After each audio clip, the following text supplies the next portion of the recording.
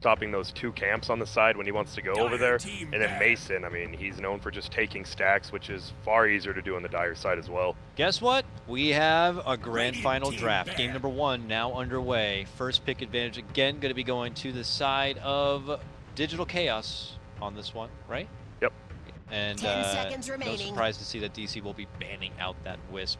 Clockwork's going to get the removal, 5 and now you seconds have remaining. those Sand King options and such. I'm interested. This will be if DC and Freedom want to play the same thing. If Dire team DC banned. wants to play in Sand King and then take that Night Stalker, I believe that's what they did in the last series, like every game, but they just banned it out this time. I think that'll be almost every single 3, 4, 5 games will be like that if Freedom has first pick. I've seen them open Disruptor or Nyx here, but they're going to take the Night Stalker themselves. Night Stalker and instant charge. That's Yep. confidence. That's confidence right there. That's Flea for sure. Charge, that's the key. That's one of the keys. Radiant team. I hope they keep those chat wheels and that's some new. It'll be, yeah, for $100 more you can keep it permanently. That's probably a Yeah. good trade-off, I think. Yeah, that's A good. lot of people would actually pay I'm for sure it. I like that idea. Oh, a lot of people would, yeah. Hope Valve is listening. Puck, I hope not for my sake. Puck and Dazzle as 5 your seconds 1-2 remaining. coming out from DC's side. Obviously, it could be maybe a Forev Puck. I've never seen Reserve Forev time. really play the Puck personally, but you know, for a lot of the other teams, they've used that as a versatility option for the early part of the draft. Yeah, it seems we've seen Drow and Puck lineups versus DC, but you rarely see DC actually playing that lineup themselves. Do you think DC will go into a Drow lineup?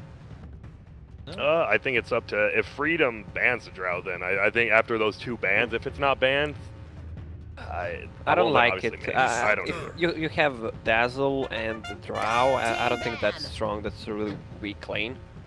Yeah.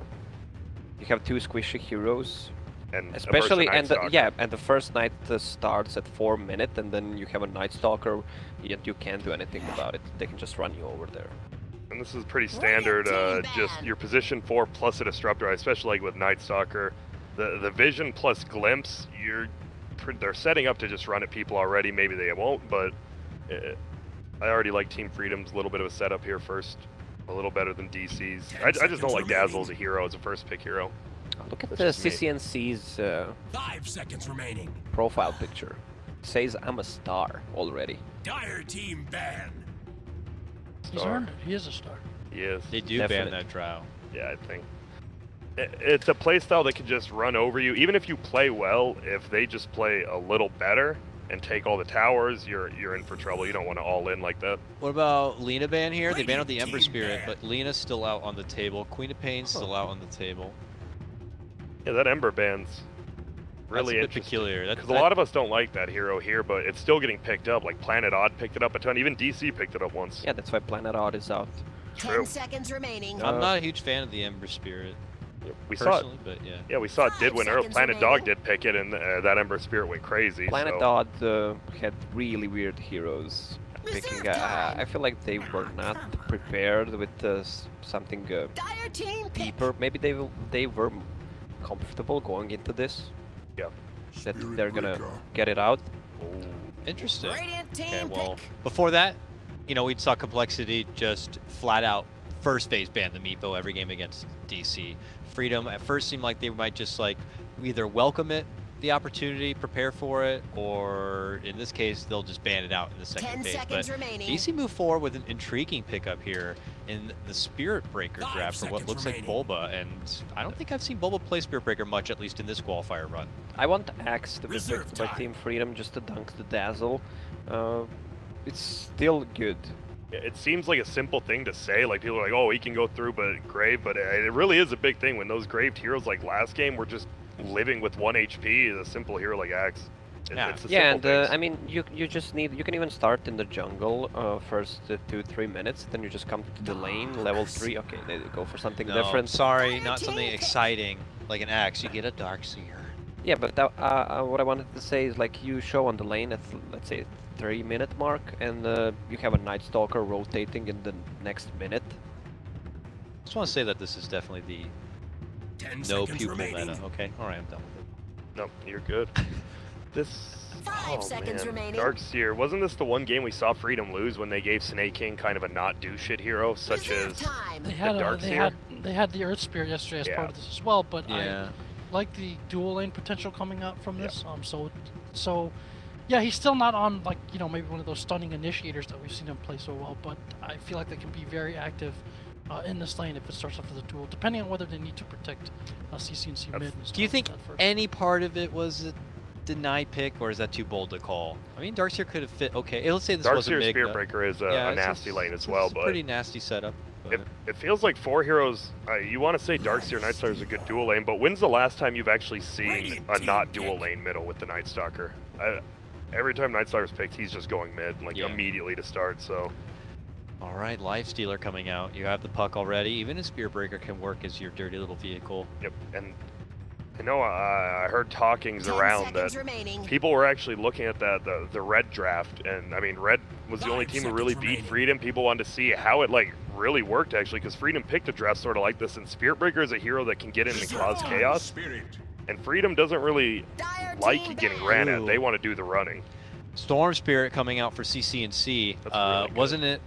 Remember yesterday? I think we were all saying we were not a big fan of the Storm Spirit pickup. Silencer, Nightstalker. And I that guess time, yeah, you were against a yeah. Silencer and a Night Stalker. This time you only have like Puck to really worry about in the lockdown. Not- now. Team Well, not ban. really. It's again a hard game for Storm. You have a Puck with Nikes in him. You have Spirit Breaker plus Lifestealer against Puck. So hard to survive for Storm. We'll see. They have a sendback from Disruptor.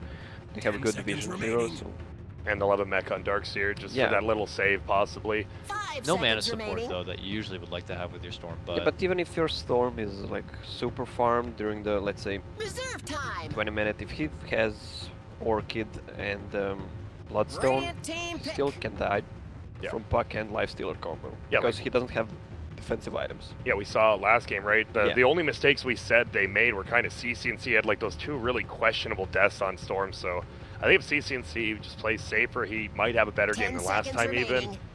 It's gonna be interesting, so it's looking yeah, like War Hero now. looking like 5 Puck seconds Spearbreaker versus remaining. Nightstalker Storm. Might Give start up me- middle. Give me Lycan. They do like in themselves here. Yeah, Like in Reserve Darkseer, yeah, that's time. fun.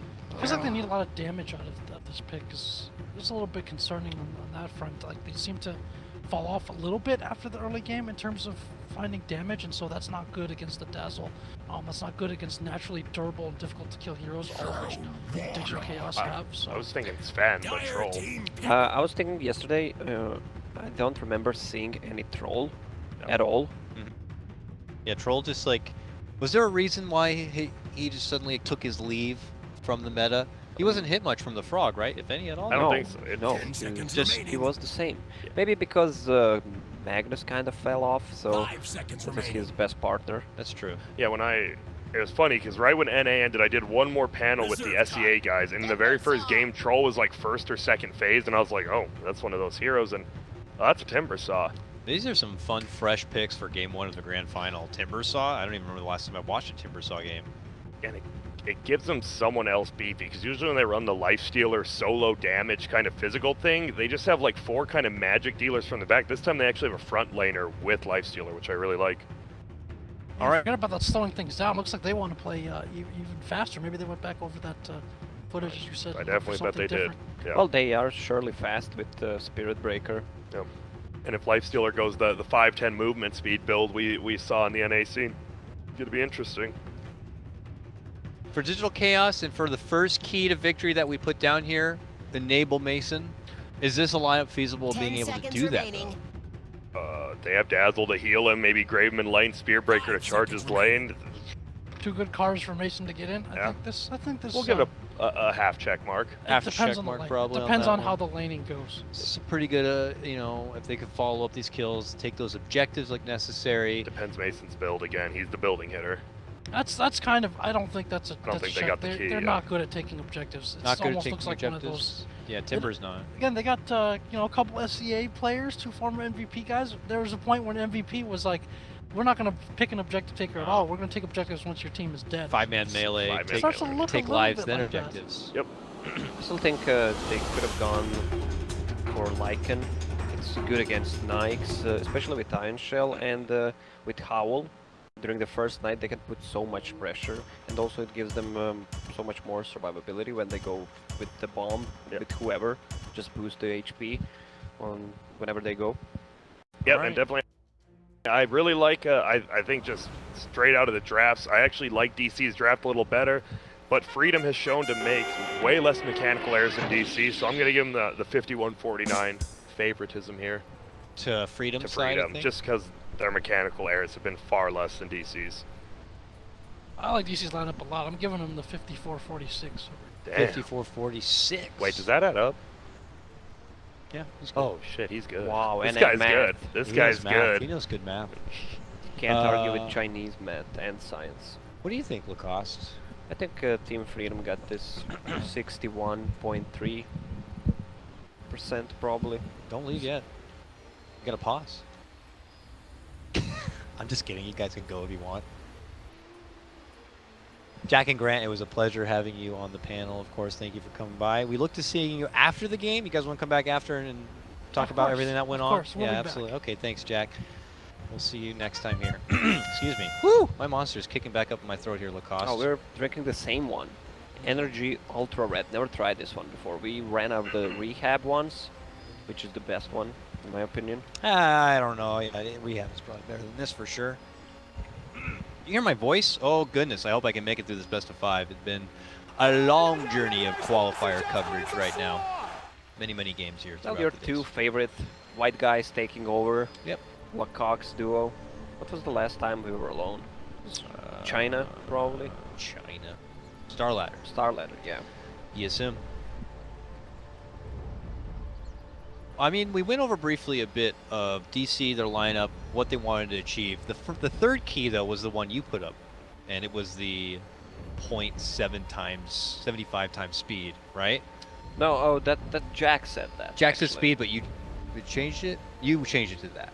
Yeah, I don't even know what Jack meant by that. Do they have a slow kind of a lineup? It is Lifestealer who needs time to build up. Timbersaw needs a Bloodstone and some other toys before he can go hand himself. Well, once Puck gets a Blink Dagger, that's the timing when they go. So pretty much it's a kind of a global lineup with Lifestealer infesting Puck, Spirit Breaker charging, and Timbersaw also can charge from far away as well. So once the Bloodstone is on Timber and you have a Lifestealer with just an armlet, probably they can make it move. What makes this the right game now for a Timbersaw, by the way? I don't feel that Timbersaw off lane is that good of a hero. I just don't think it scales that good. Against Troll, Disruptor and Night Stalker, they have so much to counter it with. And what? They all bring what? A lot of lockdown, so they can't Yeah, kind you of have go freely. a sandbag from Disruptor. You have Yeah. a good harassing with Thunderstrike and Void, especially when the first night falls. Definitely feels like a little bit of a suspect pick right here. We are starting off with a pause, unfortunately. Looks like there is a mic issue on the Digital Chaos side of things, so that is what is, what we do. Was that Italian accent? That was kind of an Italian accent. Tried. Yeah, I don't know. I've been hyping up this match a lot. I don't know what else to say about it, man. What do you want to talk Yeah, about? that's why you had to go to the toilet, right? That happens to me when I'm too hyped. Yeah, I was a little too hyped for it. I guess we didn't go over Freedom's key points there. Like my socks, by the way. Oh, is that Barry? No, Well, the it more pugs. looks like a Little Slacks pugs. dog, Yeah, right? it is. Little pugs. Oh snap! We got a game. Let's get into it now. Production. Let's go, folks. It's grand final time. Enough with the pug socks. It's time for some kick-ass Dota action here, and already we get underway. Early movement from supports to get these wards down, and it's going to be spotted out. Bulbin knows something's fishy. He'll see Stan King. He'll see that Stan King does not have an ops ward, and he might just figure that one may have been planted. It wasn't that long ago, Lacoste, that this was just really never a part of the game of Dota. And people didn't used to TP out well, early to get wards Yeah, down, because did they? TP cost was 75 gold. Now it's less, so I guess that's why people are TPing. And Dota was not on that high level, and you did not get the gold from killing the wards before. That's true. That's why, yeah. That's true. There's no point. Now you use a sentry, you get the gold back, so it's all good. And the XP. As a support player, I 30 love those kind of seconds to teams. battle. For Forev, which is going to be the off-lane matchup to kind of keep a bit of an eye on here. He goes in with the early poor man's shield. He's got some tangos to work with. He's going to be expected to be taking quite a bit of harassment through the laning phase. What is the best morale boost you had when you were playing a pub? I'll tell you mine. Okay. Should I go first? No, please, because I You don't need know. to think of. I'll have to think of mine. So for we're sure. defending a base, losing a game pretty much, and the guy changes his voice to Arnold Schwarzenegger kind of a voice and says, "This is where we fight. This is where they die." And we actually lost the game. But But the that point was, is, yeah, the morale was boosted. yeah, we were boosted for the next 30 seconds until we lost. I think the chat wheel stuff is, for some of these teams, a way to morale boost. We'll see Flea probably use it a lot, even when something doesn't go right. He'll just say, like, I can't remember what it is, like something like, don't worry about it, and then they'll do the charge. Shake it off and go. Top lane, Snake King on his Darkseer. The last time we saw him on the Darkseer, you were mentioning how it was because of the nice pair up with the Earth Spirit, but his offlane performance was a bit of a struggle, and already he's going to get stalked by Bulba quite a bit, but no camp to work with there on the side. This is going to be a bit of an awkward start for him until he can get to that coasting level 2 point. What's happening down here? Yeah, well, top lane is What? they can't really stop Snaking from farming. Okay, they have a Spirit Breaker charge just to cancel the Clarity Potion. This has got to be a bit of a pain in the ass for Mason here, being that melee core and dealing with these ion shells. You grind it down pretty low, but Yeah, that's why he went for that build. 8 tangos and a healing salve, it's gonna be more than enough. in our mid lane matchup here, we got CC&C on the Storm Spirit going against 10k Abed. 9k versus 10k here. Storm Spirit versus Puck. Puck at 10 and 2. CC&C at 9 and 0. This one seems to be neck and neck for now, but as the game pans out and as the levels come online, who do you end up getting on this one? I mean, is it not the Storm Spirit favored until he gets to his level 6? No, it's still fine. With the first Knight, the Night Stalker can change much on that mid lane. That's good. He moves in and gets the opponent's bounty rune. Oh, I missed the first blood there. It's actually going to be in the bottom lane where they're going to get a hold of Forev on that Timber Saw and take him down. Looks like a setup with assistance from Stan King and his kinetic field will help seal the deal. Well, Dubu was trying to stack something. I don't think he managed to actually stack. No, nothing stacked. He stepped away from the lane, and they probably recognized it with that ward they have down. Meanwhile, it's going to be Flea with a haste rune suddenly, flying his way through. Mid lane. Oh, a deep dive in from Bulba to go on CC&C. CC&C is able to make it away, it looks like, but hard commitment in once they recognize that Flea's through this bottom lane. Snaking is just creep skipping the wave top. Getting a lot of XP and pressuring the tower for Mason. And he knows that Bulba is not at that top lane anymore. In fact, he's about to make his appearance in the mid lane here, charging in onto CC&C. Abed moves on forward with the orb and some right clicks. He has no more health regen until he's able to kind of ferry himself out the bottle, it looks like. They're keeping the pressure live here. And even though they did bring Yawar down earlier, he's still winning the CS game at the moment, 20 and 4, and he just continues to lay it in onto Forev right now. Yawar got the first blood with Orb of Venom. He can out harass Forev right now, but once he gets to the level 3, I don't think he can do it anymore. Especially with that Radiant's sitting top behind. tower is under attack.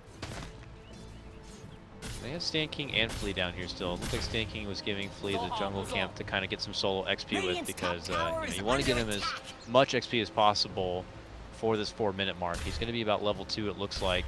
Well, we'll have a bounty rune too, but before this Nightfall comes in. He was level 3 to get to 1 point in Crippling Fear He's against so Puck. close. So close, but not gonna quite be there. He actually Oh, is. he's gonna get the bounty rune on bottom as well, and then he's gonna go. I hope he gets a silence against the puck. Set We'll see. 3, and begins to head his way towards the mid lane. Yet to invest the point here. Maybe waiting to see if that setup is even possible or not. Now there's an opportunity. Still not the point yet. This has to be There like it is, on the crippling radar for fear. DC. Okay, he goes in for it now. Quickly hits it, tries to go for the silence, but then that's when Bulba pops out from the dark, charges on in, and puts his focus fully onto CC&C, and he alone will be able to ward off the pressure from that mid lane. As that happens though, Forev feels more confident, kind of diving in through this bottom lane, pressuring through Stan King and Yawar.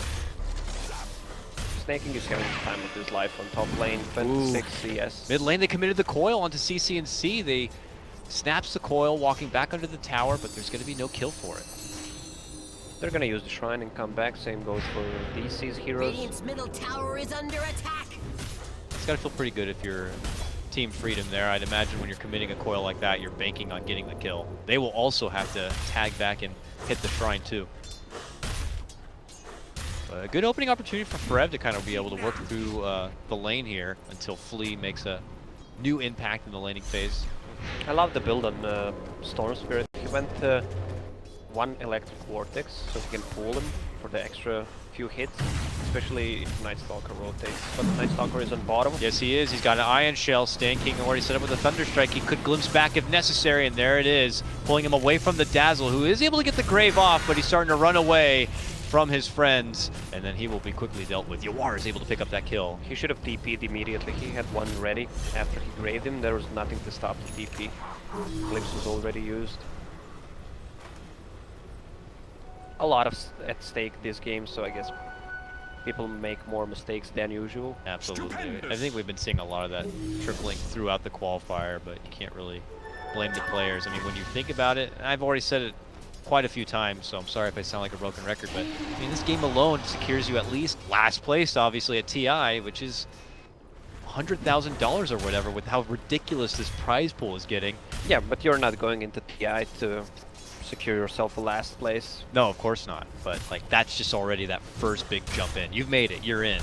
Your face is going to be on the compendium. People might be wearing your team's jerseys. It's crazy, you know? You just make a big leap of going from qualifier status into being potentially playing at the arena itself.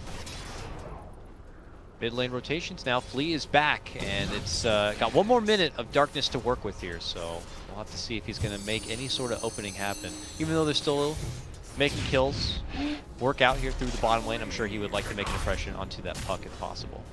Yeah, he should rotate on the bottom. There's not much kill potential anymore on the mid. Bulba's already charging into the bottom lane, looking to make a move onto Yawar. He dishes out 17%. the Hawks, and yeah, he does get the one little cute bump there, but that will be the end of it. Flea also waiting nearby. Looks like this will be the remainder of his nighttime period. The rotation also coming out, but looks like no kill opportunity there. I like how Yawar doesn't TP back to the base. He TPs to tier 3 tower, just uses the shrine, comes back. At least some time is saved. Pretty efficient.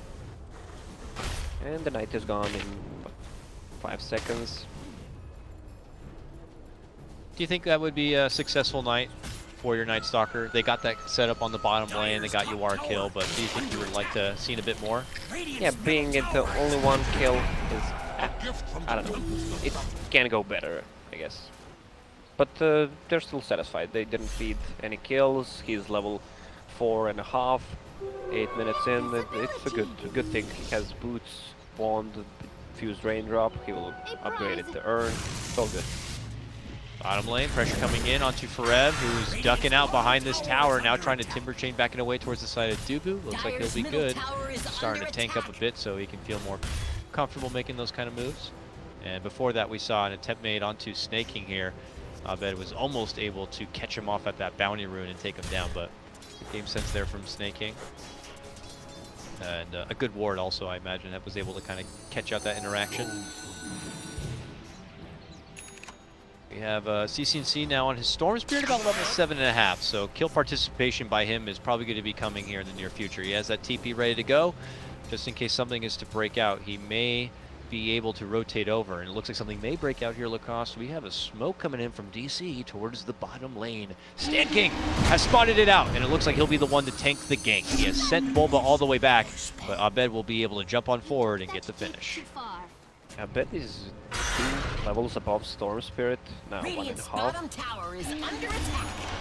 There's another charge coming. Mid lane, it's onto CC and C here. Abed's there. He actually has the coil. He's waiting he's to baiting see. him. He's baiting him real good. Drop the coil now. Oh, the bump's gonna connect. Can he get close enough? Does he want to commit anything else? No. He doesn't want to use the coil, he can just Radiant's zip out, bottom he will tower still is get stunned. under attack. That's true. That's true. He's hoping to get close enough for a rift. Even then, Radiant it's structures are hard to say. fireproof. Well, at least Forev Radiant's is doing good on the bottom lane, even though he's 2-0. They need to have Disruptor level 6 to actually kill him right now, or have Night Stalker during the night. Dubu will be able to snag up that haste rune right in the face of Flea and be able to head back bottom to the side of Forev. He's been totally delegated to this bottom lane by the side of Forev. I don't think we've seen Dubu really do too much else. Where we saw more success, you know, in the last series where we saw him be a bit more proactive and moving around. Do you just think that is not necessary this game? That his position should be here where it is in the bottom lane? Yeah, Nyx is not threatened at top until Disruptor is level 6 or it's nighttime, so the silence lasts longer on Night Stalker. He's just there, saving 1 point if it's needed for Poison Touch. He should not get it anymore. Yeah, that's shower break. Charge in from Bulba. Quick send back from Stan King, but Forev is already committed into the action. Snaking will be able to surge himself out and around and avoid the trouble. Stan King, that defensive support, continues to hide within those trees and be there the moment in need. The problem for Team Freedom right now is that they have 2 heroes jungling, which is natural, especially if you're pressured in the lane. You have Troll and Storm Spirit, who usually go to jungle.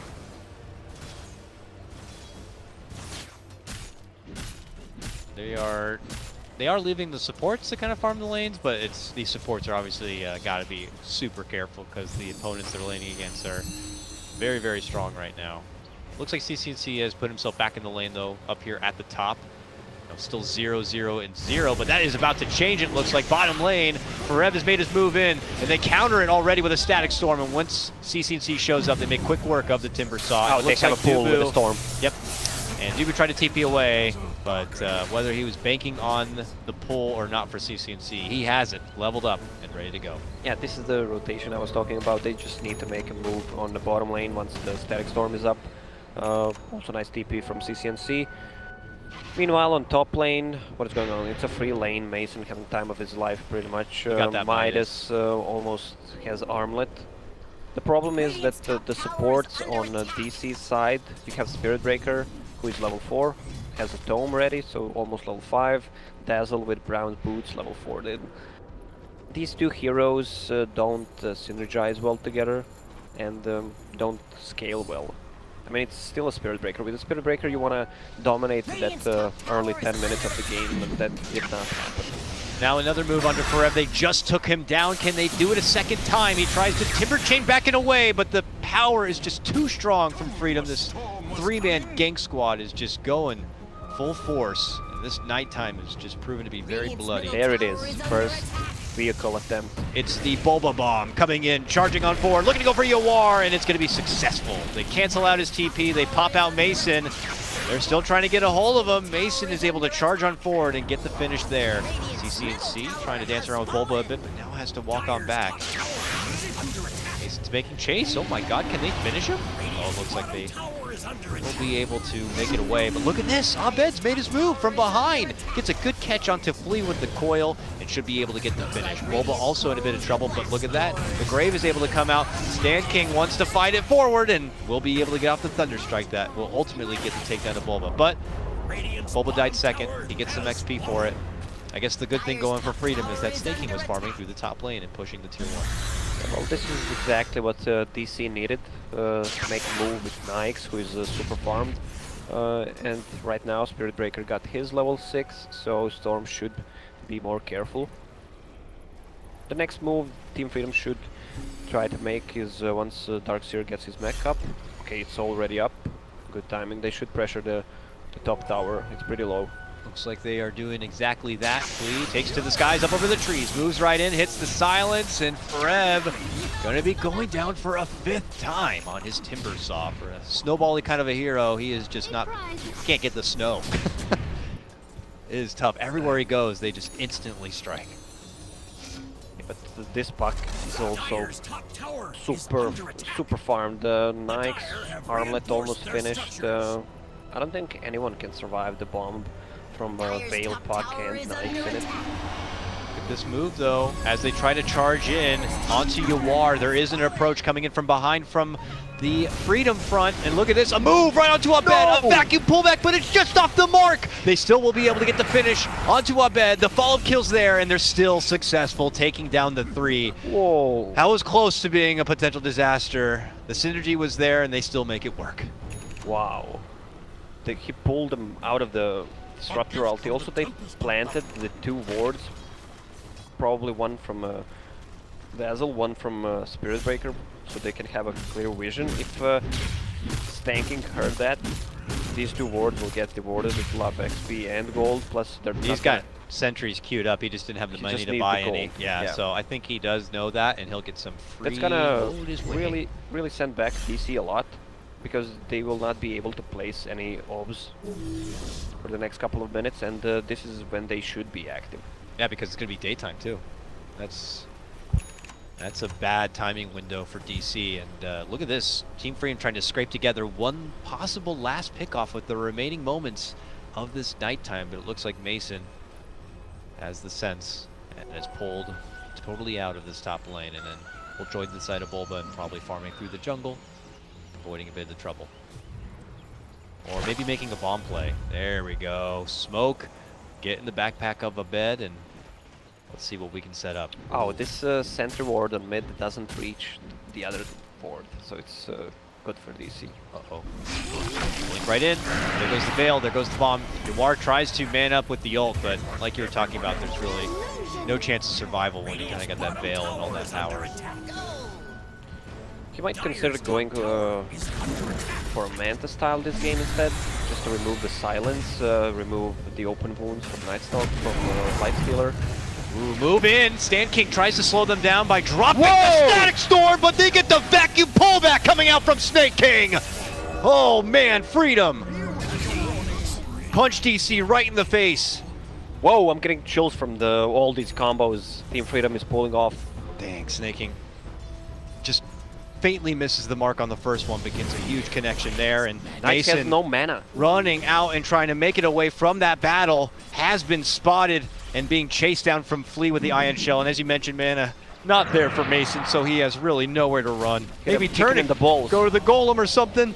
Can't find anywhere. Ooh. What a play there. Was that 5-man vacuum or 4-man? I think it was 4-man. That was crazy though. They TP'd down there fast. It might have been just a bit too much to make that commitment onto Snake King. They made a mistake at the start, Dire's bottom so they don't tower make is any in under the future.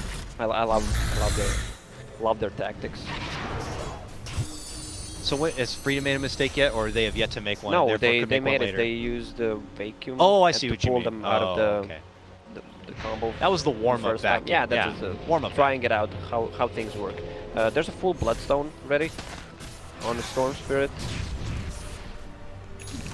So once they take a fight, probably when the next wall is up and the next Static Storm is, well, they're ready. They can actually smoke and try to make a play, just they need to push the lanes, and they have a good Roche lineup with Troll and Vladimir Offering.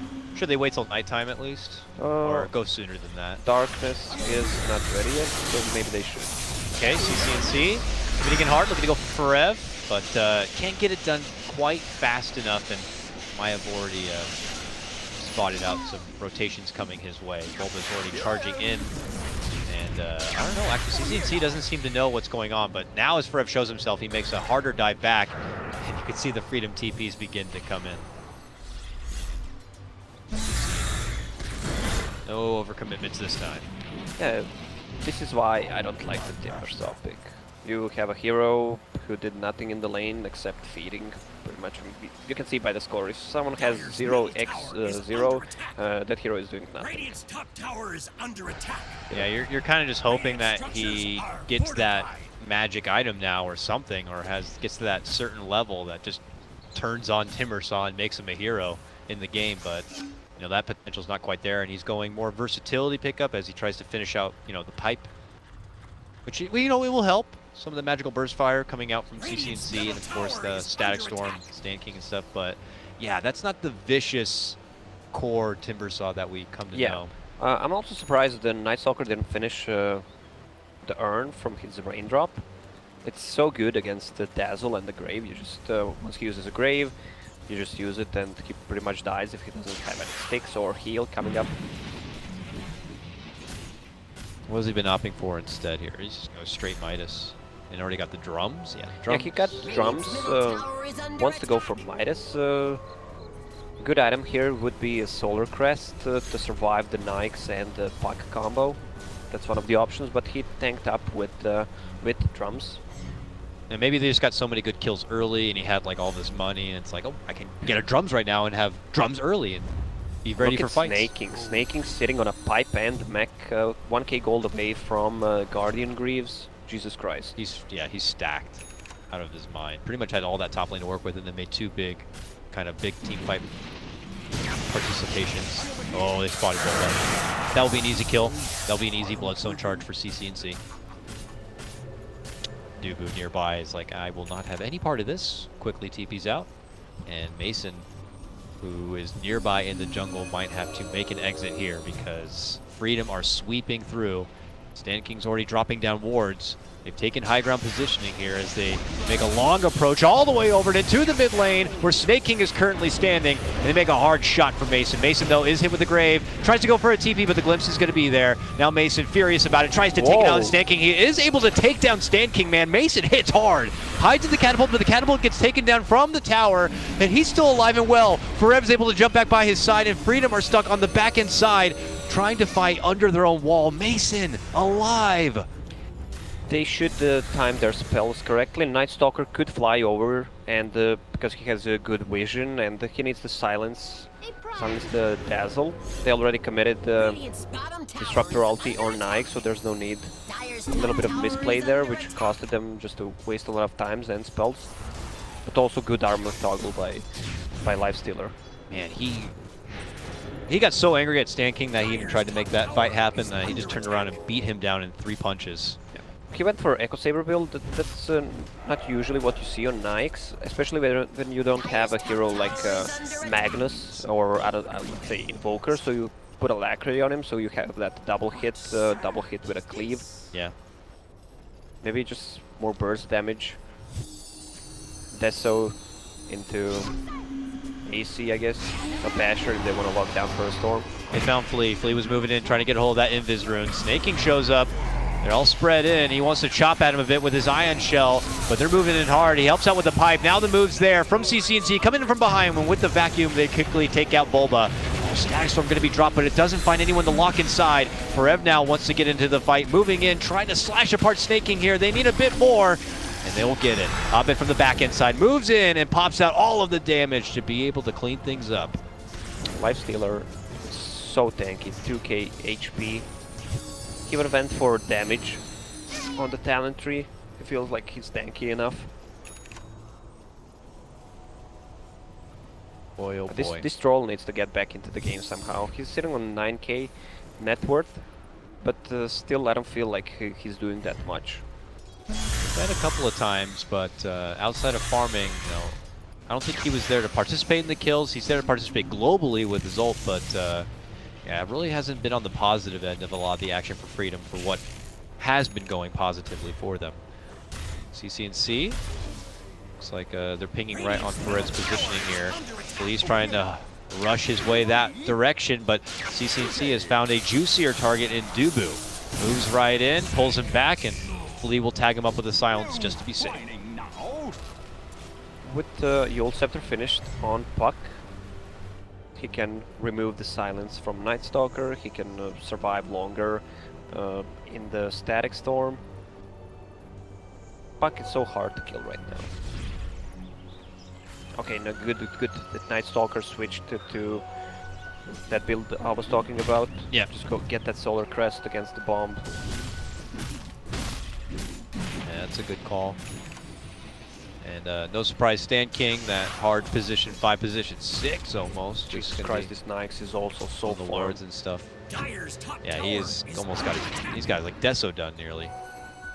Just Yeah, about- it is done. Deso. Woo.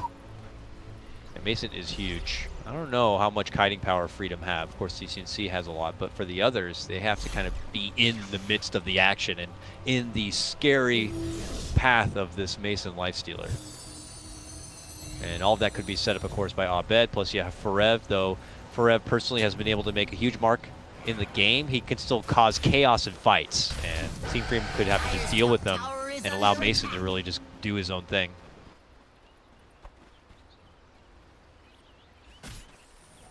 Team Freedom doesn't want to take a fight before the Orchid is finished, especially for that Nyx, and they have a lot of silences. One for the, they need to control the Dazzle in a fight.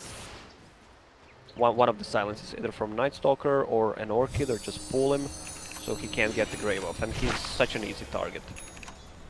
Here we go. Abed bomb. Everyone has their items up, both teams, they want to fight now. Guardian Greaves, Orchid. On the Team Freedom side there's Deso, and you have, what else was finished? For Freedom side? Dyer's middle Yeah, tower you have is the under Diffusal. Diffusal and Troll. Yeah. Here's Freedom. They've smoked. They're heading right across their ancient camp. DC are up and over on the opposite side, Is under attack. thinking about their move inside the Roche pit, that they're not there. Freedom are going They're all the wrapping way up around. and wrap. Dyer's middle tower has fallen. DC now showed themselves in the lane. Did both a teams Radiant just use a scan? Radiant scan.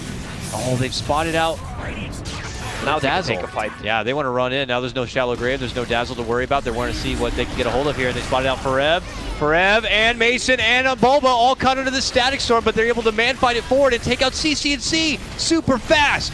Mason trying to survive. He hides within the Infest, pops it back out, and is now able to shred apart Freedom. Snake King, wounded and weak, trying to run back and away. CCNC could be back in about 4 seconds' time, but this fight seems to be already over and in the favor of Digital Chaos.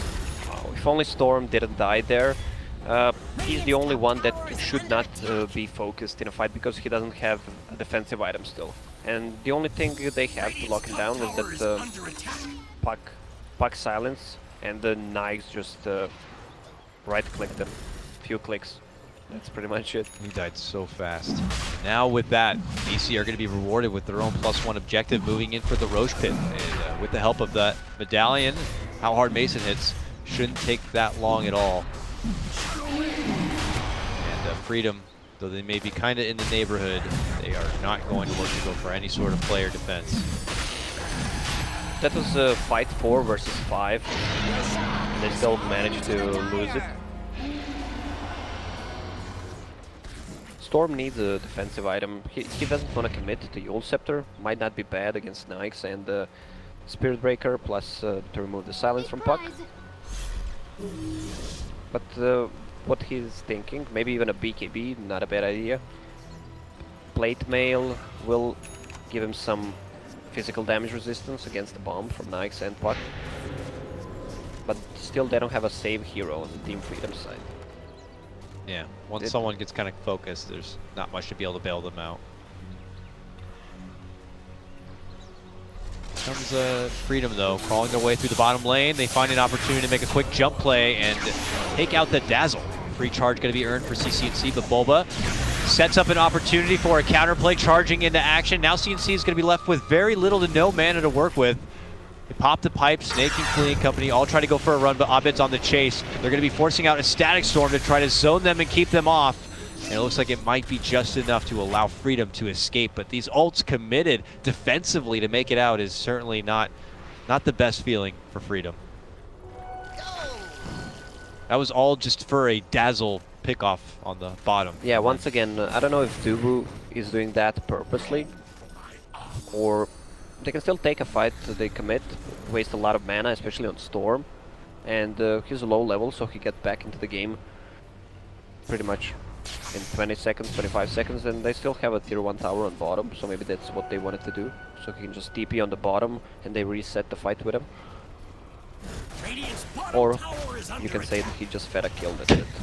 A lot of people were saying like Pi and how he feeds and stuff like that is very similar to that. Yeah, I'm trying to see the like a good side of it. Yeah, then there is like some of these supports, if they're just so underfarmed and so malnourished, Radiant's they'll come back bottom into the game so tower is fast that under it might end attack. up working the better by baiting out an early feed like that one. Here comes Digital Chaos sieging into the high ground, the first high ground push of this grand final, trying to take it into the Freedom, but Freedom already tag up their first shrine. A hit onto Mason. Flips him back inside, and now he wants to man fight a bit. There's going to be the coil committed plus the troll ulti. They're trying to hide within the coil, but then frantically move about, and finally they put their focus all onto Yawar, and they're going to be able to bring him down. He does have a buyback, but otherwise he's going to be out for 50 seconds. CCNC dances in and out a bit, but already low on the mana. Mason's going to be happy to move right back in. Go to work onto this tier 3. He still even holds his Aegis. Now they put their focus onto CCNC. They hit him with the silence, and he's going to be forced to deny. But he has no buyback, so he's out for 30. Yawar's back in action right now, but it's just looking disastrous for Freedom. This is looking all DC all day, moving in, forcing Flea back inside their fountain. It looks like they found an opportunity to make a move onto Bulba and take him out of the fight, but Mason is still working with the objective at hand. 2 more attacks should be able to take out the Rax. The first one, Forev will pay the price for it. It gets up to deny at the end too. Very nice. This is the best way to, let's call it slow siege, especially when your Nyx is that farm and you have Aegis, especially like with Echo Saber. So you just go right click a few times, use Rage once it's lasts, I don't know, 6 seconds. When it's on 3 seconds left, you just go back, repeat it. So Team Freedom needs to take a fight there, or you're just gonna lose the Rax. Now Freedom back, able to get themselves back out from the base once again. Force CCNC now down to 8 charges and a cooldown Bloodstone. But it is nighttime. They can go for one last little bit of action as he jumps up in the mid lane. Abed is able to get off the shift. Can they finish him off? No, the Grave comes off. They can't get to the Dazzle and silence him. All focused onto that puck. And now comes out another counterfight opportunity going for DC. They send Abed back and away. They get the coil onto Snake King. He goes for the TP and he will be able to make it out, but the focus down the mid lane is going to be on Stand King, and he will not be as fortunate. He goes down. Abed picks up that one, securing a killing spree for himself, and now possibly the tier 2 tower. Storm just wants to Radiant's middle skip tower the is creeps, under so they attack. don't have anything for the push, clear the wave. Already a charge committed. TP jump. Radiant's middle tower has Okay, he's fallen. Still Aegis on Lifestealer. Yep, jump in. There's that Life Stealer. Hard shots onto Yawar. He gets silenced, but he's able to go back and tag the Shrine. Now he wants to go back in and fight it out, but they are not quite getting their targets. They're waiting. They drop the vacuum and the wall, but DC make it back outside. Oh, that is a hard spell to commit now for your defense. DC just straight up walk back and away, satisfied with their winnings. And because they took down that tier 3, this means that they can now get more money secured by finishing the shrines. There is not a single kiting item on the side of Team Freedom yet. You need to have one against Nyx. I see Darkseer has one queued up. 4 staff, but he doesn't want to buy it. He wants to save the buyback if they focus him. A prize.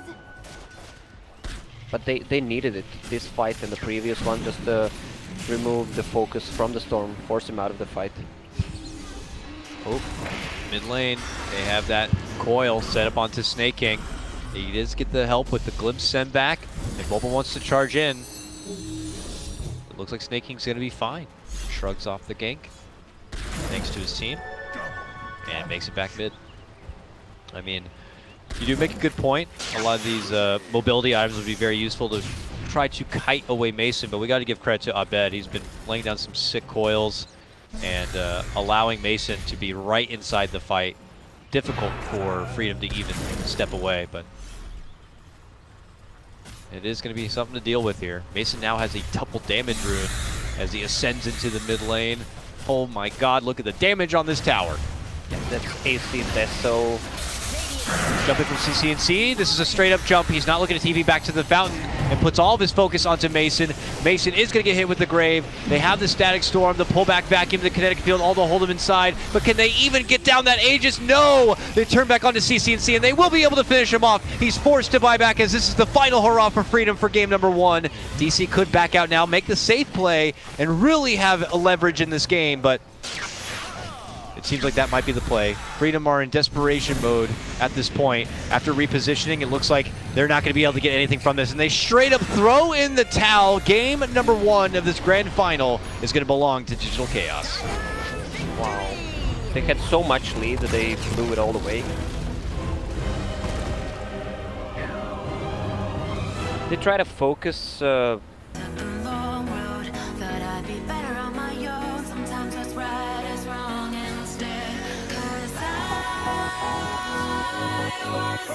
young, and I didn't understand that you were the one, and I can't wait to see you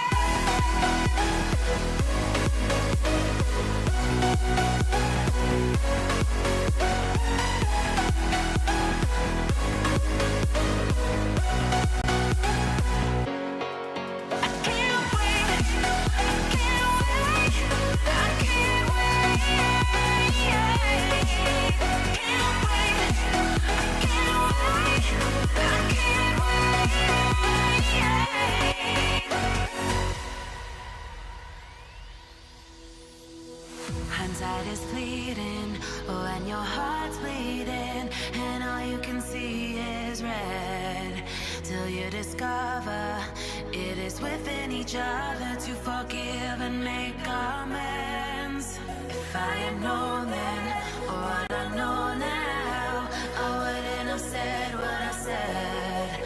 I took the long road, thought I'd be better on my own. Sometimes what's right is wrong instead, 'cause I was too young, and I didn't understand that you were the one, and I can't wait to see you again. Oh, I can't wait, I can't wait. Dire team ban.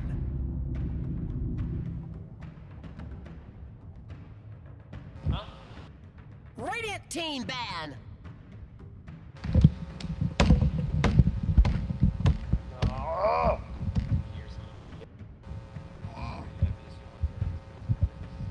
Dire team ban. One more series. Radiant team ban.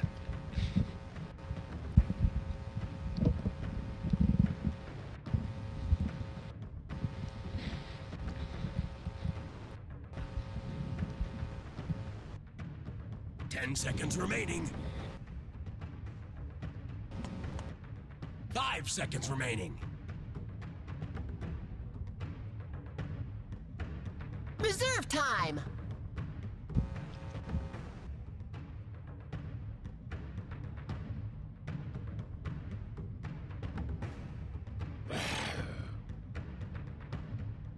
Dire team pick. Puck.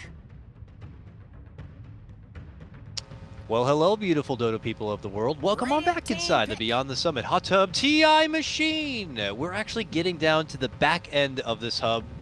I'm so sad it's already almost over. Are you sad, Jack? It's not entirely almost over. We still got China's games. This Ten guy had to seconds think about it. He remaining. should have just said, I'm devastated. Anyways, yeah, China matters, I I am guess. devastated. It's been a lot of fun. Just being here with everybody, seeing people just go around the clock. Like you come in and some people, you know, there's Reserve time. with this whole sleep thing, like people, the filters are gone and people say some crazy stuff. Yep. We're playing all kinds of different games here and watching Yeah. some Dota, talk about reach. It's great. It's actually quite an awesome yeah, experience. it's so. exciting. It feels good to actually be with persons who know the Dota. You can talk about Dota, like the good Dota. Unlike me at home, I have Yeah. friends who are 2 and 3K, and they know everything, of course. Of course. 10 seconds remaining. Yeah, It's good to be here. It's good to be here in this group because then Yeah. you look really smart. Yep. So. 5 Yeah, but seconds it's not remaining. hard to look smartest in the group, and the rest of the group looked Probably why you like, yeah, it's probably why you Yeah. like to cast American Dota a lot. For sure. Wait, is he insulting us? I can't tell. I think he's saying that we're not that good, Grant. Yeah, I think the biggest thing is. All I know is You, he you know changed what his they shirt. say? If you're the smartest person in the room, you are in the wrong room. That's a good saying. How's that a good I'm thing? never in a good. Look, all I know is that I'm Lacoste always in the right changed room. his shirt. That's all I know right now. Yeah, I'm sweating a lot. Not really I've able been to sick for the process past anything else. 5 days, but still, it's very enjoyable to be Still a here. V-neck. You had Yeah. that little bit of Europe in there, so. Well, All right. Yep, we're here. Grant, don't worry. Yep. All right. It's game number 2. The draft is underway. Digital Chaos versus Team Freedom. and already a little bit of change from Team Freedom. They go for, I think, a 10 little less seconds aggressive on remaining. that 4 roll in the Nyx Assassin, who we haven't actually seen too much of. I mean, we see way 5 more seconds Sand King remaining. as well as Night Stalker. They first picked him this time instead of Night Stalker, which they had last time. Yeah. I Reserve think time. that this is still this is like a more versatile pick in some ways. I mean, again, like you still mostly see him Yeah. as a 4 instead of a 3, but You could. rather than the Night Stalker, like I feel like he does well against a number of heroes, just on the basis like against AoE. Like I feel like he scales better. The Night Stalker, you're relying on that vision at some point in the strong early game, but Nyx just overall throughout the game seems to have a better overall impact. So, I like this Nyx pick. Yep, and I think, I mean, Nyx provides a different type of vision, right? And it commits DC to actually buying a gem, buying sentries or something to stop those ganks. So you're still getting vision from that Invis hero. And then Sand King on the defensive dazzle, we saw it work out great for DC, even with Dubu. I mean, he threw away his life a lot, but it was for the greater good of the team. Like that gank top, Dubu died, and then they got wiped because his team did great. And there we go, the first pick Enigma. They're not going to let it get banned out. It was banned first last time. Yeah, you always know how I talk shit about Bane and 10 seconds remaining. Venomancer. Yeah. And Enigma Venomous. is one of my favorites. 5 seconds This is remaining. what I like to see. Yeah. One of the strongest actually. Enigma's Offlaners. super hype. It's super Reserve hyped. time. It's super, and it's not easy to play. It is easier. I mean, right it's now just than it was straightforward, before. maybe. Yeah. Maybe it's not easy, but it's very straightforward on what you're wanting to get this Enigma to do in this Radiant game. team Yeah, banned. and right during like TI2 and TI3, it was all about hitting big black holes and stuff. Nowadays, it's about controlling a lane, getting mech, pushing as a team, not necessarily just You don't get a hitting mech that on black Enigma. hole. What? You don't get the mech on Enigma. 10 seconds remaining. Guardian Greaves on him during this tournament. I mean, it depends 5 on the seconds hero. If they don't have It's anyone else to really, get it. really There's a lot of mech questionable item. blink Yeah. BKB, but I think there are 2 fights. Reserve time. Just taking it back a little bit. There are 2 fights last game that are really emblematic of how DC has played. I really enjoyed that aspect of watching DC. You had like the fights where like they charged past the tier 2 into the 4-man disruptor ult, or like the issues, the struggles they had in lane for a little bit, and then you have just moments of brilliance. Like you're just thinking back to that fight top where the 2 teams were smoked. It's like, well, CCNC was out ahead because he thought it was a route, right? He thought that Freedom was just running, rather DC was just running for their lives in all different directions. And most teams would have done that. I think, like if the smoke had failed or Dubu had died, they would have just started TPing, and then CCNC can fearlessly go and find someone. Instead, they spread out into a trap. Like it was just incredible that they made a play like that. So I really enjoyed watching DC because we've said they're kind of like a very Jekyll and Hyde team in some ways, right? Like whether it's the day that's happening or even within the same day, just playing very different forms. I think it's been a lot 10 of fun to seconds watch. remaining. So DC started banning out TA Ember. 5 Lena went seconds remaining. completely unbanned and unpicked last game. Obviously, Freedom sees something they don't Reserve like time. in the Lena, or they would be picking it up. And I mean, DC's just first picking a puck. Well, if you think about it, about the last game, Lena. if they had Lena Oh, there instead you of Storm Spirit, Dire team they would pick. put more pressure on a mid lane, and they would have better hero to combo with, and she can build that Yule Scepter that was needed. Well, they're gonna have her now. I still don't think they were outdrafted in the previous game. 10 They just seconds didn't remaining. play well. Few mistakes, and they managed to let 5 seconds DC remaining. get the upper hand in the late game. That Roche fight changes pretty much everything. Yeah, I think me and Jack just thought they were outdrafted when they Reserve picked time. the Troll instead of a Sven or a Lycan even. I think It besides made that, things they were made fine. things harder. Yeah, it made things harder. They Yeah. could still do it. They had to recognize kind of the limitations of their lineup, right? Like the Storm pickoffs on Dubu, good. The forced like 5-man fights when they didn't have enough damage or hadn't scaled, or say Storm didn't have BKB to survive like the counter initiation, bad. So but yeah, you mentioned Lina. I agree with that point you just made, Lacoste, because the damage output from this hero, like, is very high, higher than usually the Storm. Not just being able to single target burst, but having the AOE stun as well, and the synergy. So I do think it would have been a better fit last game too. And the way CCNC plays him, he scales him very well into like a right clicker. That also, I guess she doesn't have attack speed problems, but it also synergizes Yeah, but with the troll too. with a troll, that's what I just wanted to say. With a troll ulti and level 3, level 4 passive, it looked like she's pissing fire. She becomes the Gatling gun, basically. Yeah. So you have 2 of your cores already on DC, which is rare in the first 2 picks. You have your off lane, and your middle lane, pretty much. And Team pick. well, DC Slaughter, they're the only team who's pretty much picking it now. I mean, it has extremely good mobility early game, probably the best of the 4 roamers. When you get Tranquils, you have the sprint. It's really good, but it kind of fell off. But now, I mean, DC's having a good day. They're just going to keep picking it up. 10 seconds remaining. It outroams the Nyx a lot early game. I think levels 1 through 3. 5 seconds remaining.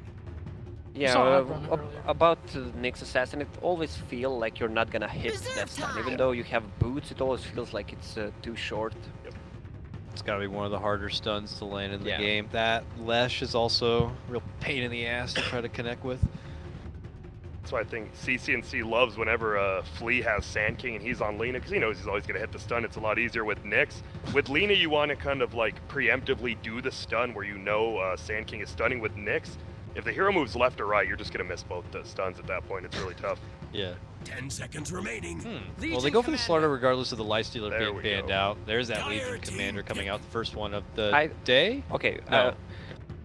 Of any. I think I mentioned this once. They still don't have a counter to Enigma BKB Black Hole, but if you have to adapt, you can go for Etherlands on Legion Commander once you get a remaining. good farm, let's say BKB, and after that, so you go and you can actually duel 5 the seconds Enigma. remaining. It gives you the extra range. That's a next level for you, Reserve maybe. time. That's like mad. That's like a fun little mad scientist I don't kind think of a I- theory. I don't think any of these legions have like gotten more farm than a Blink and a Blade Mill. It'd be interesting to see though. I'm glad they finally. I'm glad they not finally give him Playmaker. It's only been 1 game. It feels like 10 more already, seconds but remaining. They could I'm- still I pull like out it. the core Vengeful Spirit oh, and have that way to anymore. cancel out the Enigma, Radiant and then a team Bristleback comes out.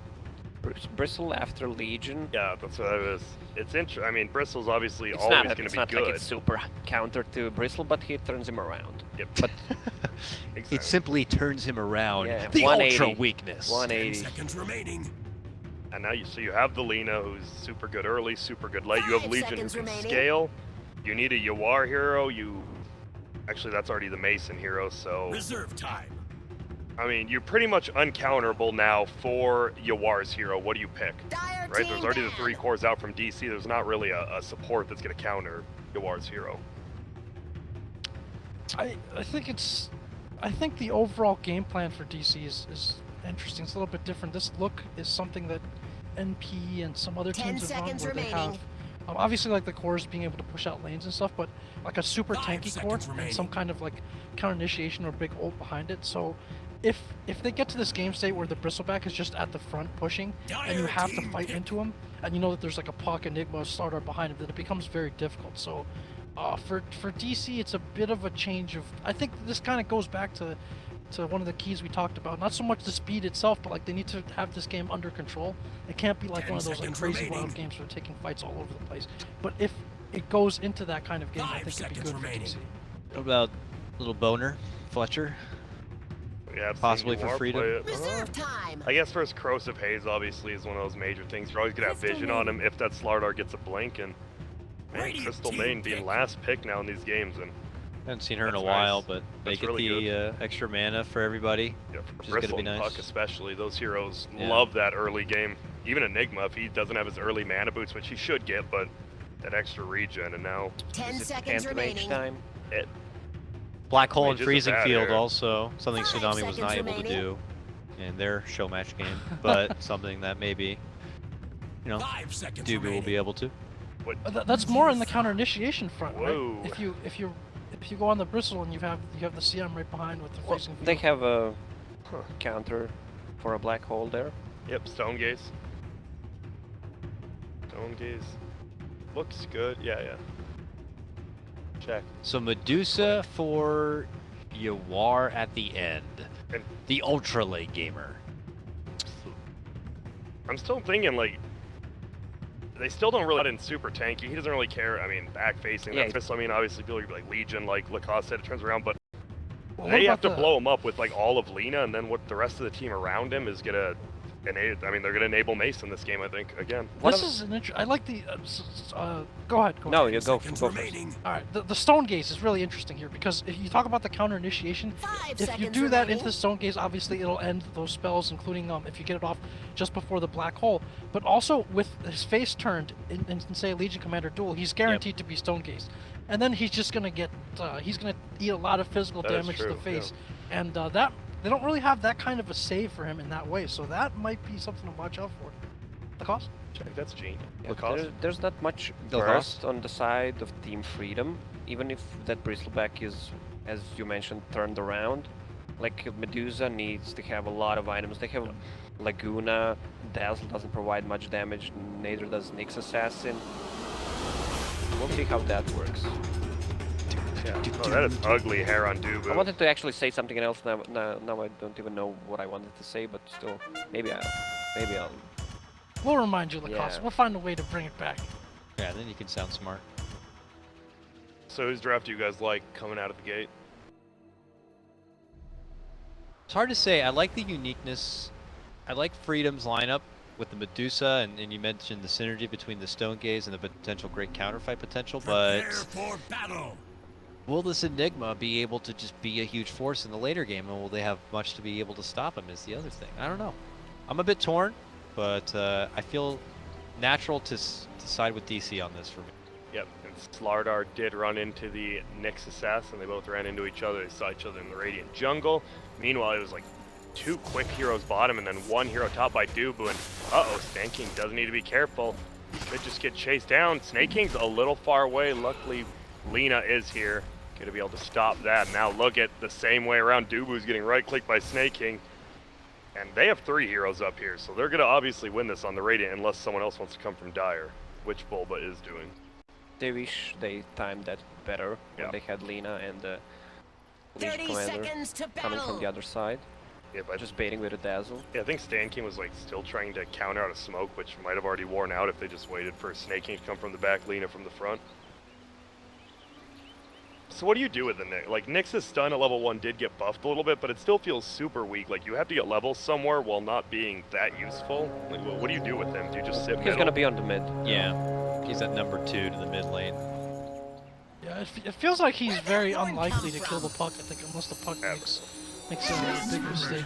So. But he could just right-click him down, you know, harass, get some time He up. can also either duel or just go put pressure on the Crystal Maiden. We've seen that effectively, I think, just yesterday. Like, steal some creeps, take last hits to stop her from getting XP, cancel clarities potentially, because she's not going to get a move speed item early on. She's moving at 285, and she certainly can't fight the Nyx. So, even that would help, I think, just in terms of the aura, in terms of keeping the mid behind a little bit. Yeah, one thing I noticed when Snake King is playing off lane with a hero that needs to get a poor man's shield, they give him the rune. Actually, the mid one, the CCNC doesn't get the rune. Yep. Right, yeah, they did do that yesterday, and they do it again, so he's a lot tankier, especially versus those Quills, and look at, uh-oh, Snake Well, he King. has to deliver the clarity, basically, if he gets the rune, right? I mean, not the clarity, he has the cell. This is a bit of an awkward spot for Snake King. There's 2 forms of lockdown here. Can't really die with the 4-man shield, but they can do a ton of damage, Oh, I'm they did pretty both sure. at once, it looks like. He can just overwhelming odds and run away. Doesn't want to commit it, though. Good in middle lane, like you said, dual lane, but Abed, he's doing just fine. 4-0 versus 5-3. CCNC still only level 1 because of that leech from the Nyx. Yeah, because it's hard to land a stun and mana burn level 1 does so much more. Yeah. Puck is gonna be out of mana, 1 more mana burn and the Nyx Assassin is gone from the lane. There you go. Pop that clarity. So where does he go now? It looks like he's gonna head up top to try to help. He can't do Stan anything lane. on bottom, he just, because the lane is pushed, so Stan King will just continue to pull the creep waves. They don't have any kill potential on that Enigma. Enigma's gonna have a good time. It looks like Snake King might be in a little trouble. He's so tanky, but the Quills, I believe those 3 stacks up, even if it's just level 1. Stacks up nicely, and man, that looked pretty easy for Dire. Like, Snake King was just up there farming and dies. what they could do is maybe swap, and maybe it would have been better if they started with it. Just Legion with the Dazzle on bottom.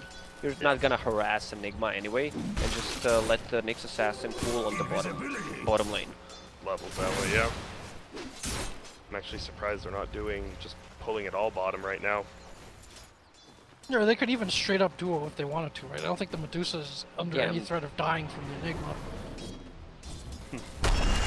Here and comes here we go. Bulba. Yep, stun comes in. Stan King is invis though. He's gonna throw out that level 1 poison. He has a heal too. They want to get this kill. I don't believe he has stun, but they're gonna get him anyways because that 2-0-1 build is so much damage from Lina. It's like more than doing the 1-1-1 even with that stun. And there we go. Invis rune for Stan King. An invis rune for Dazzle gets him a kill. Who'd have thought? It's nice. Stack the ancients here. Both teams have ancient takers. That'll be interesting to see because they both have it. If one team wants to go steal the other team's, Yeah, and It's that's hard. Bristleback kills yeah. those stacks early on. Medusa will not little have later. split shot until level what, 12, 13 max, so she can't take the stacks and doesn't have enough damage to do it. Yeah, and with the quills, like because of the dire radiant difference, the Bristleback is able to hit multiple camps plus the ancient stack at the same time, depending on where he's positioned. In both like triangular areas with 3 camps, that's something that the Medusa can't really do at all on the radiant. So actually, I mean, I feel like NP, for instance, already seems to favor Dire a lot, yeah. and when they have Bristle and Medusa, like that just adds to their efficiency, right? Yeah, because they have I who pretty much stacks all the time, and they always have those heroes, Medusa, Sven. They can clear the stacks, even Bristleback. middle lane. Oh, I think that was a miss uphill on Abed actually. Tried to hit that salve off, couldn't quite get in. Flea, not a threat to Mason, but he's a threat to stealing this last hit, and the creep actually gets it, the Radiant creep. One little guy steals the big Satyr. You ever see that video with that Radiant creep? I forget what the name they gave him, but he's just like a part of like everything. I forget. You have to know what I'm talking about. Have you guys right? ever seen Power Rangers, Jack? What are you saying? There's a clip of this Radiant creep. It's like a first-person perspective, and he makes this heroic journey. Like he's a part I of know like what you're talking he's a about. part of like 3 kills and like a Yeah. Raxing, right? You know what I'm talking about? Right? I Yeah, kind of It's like the Odyssey for this guy. Yeah. That was when you said that. That just reminded me that lone heroic creep. I've seen old Cardi. It's not that one though, but I know It's which one not- you're talking about. Yeah. Uh-oh, here we go. Rotation in, but Flea is gonna take this gank, and he's like, all right, not even gonna tank it. He's just gonna scout it fully out. I have seen Power Rangers. Smoke breaker. My bad. If you want to watch Power Rangers, watch the old movies and the series.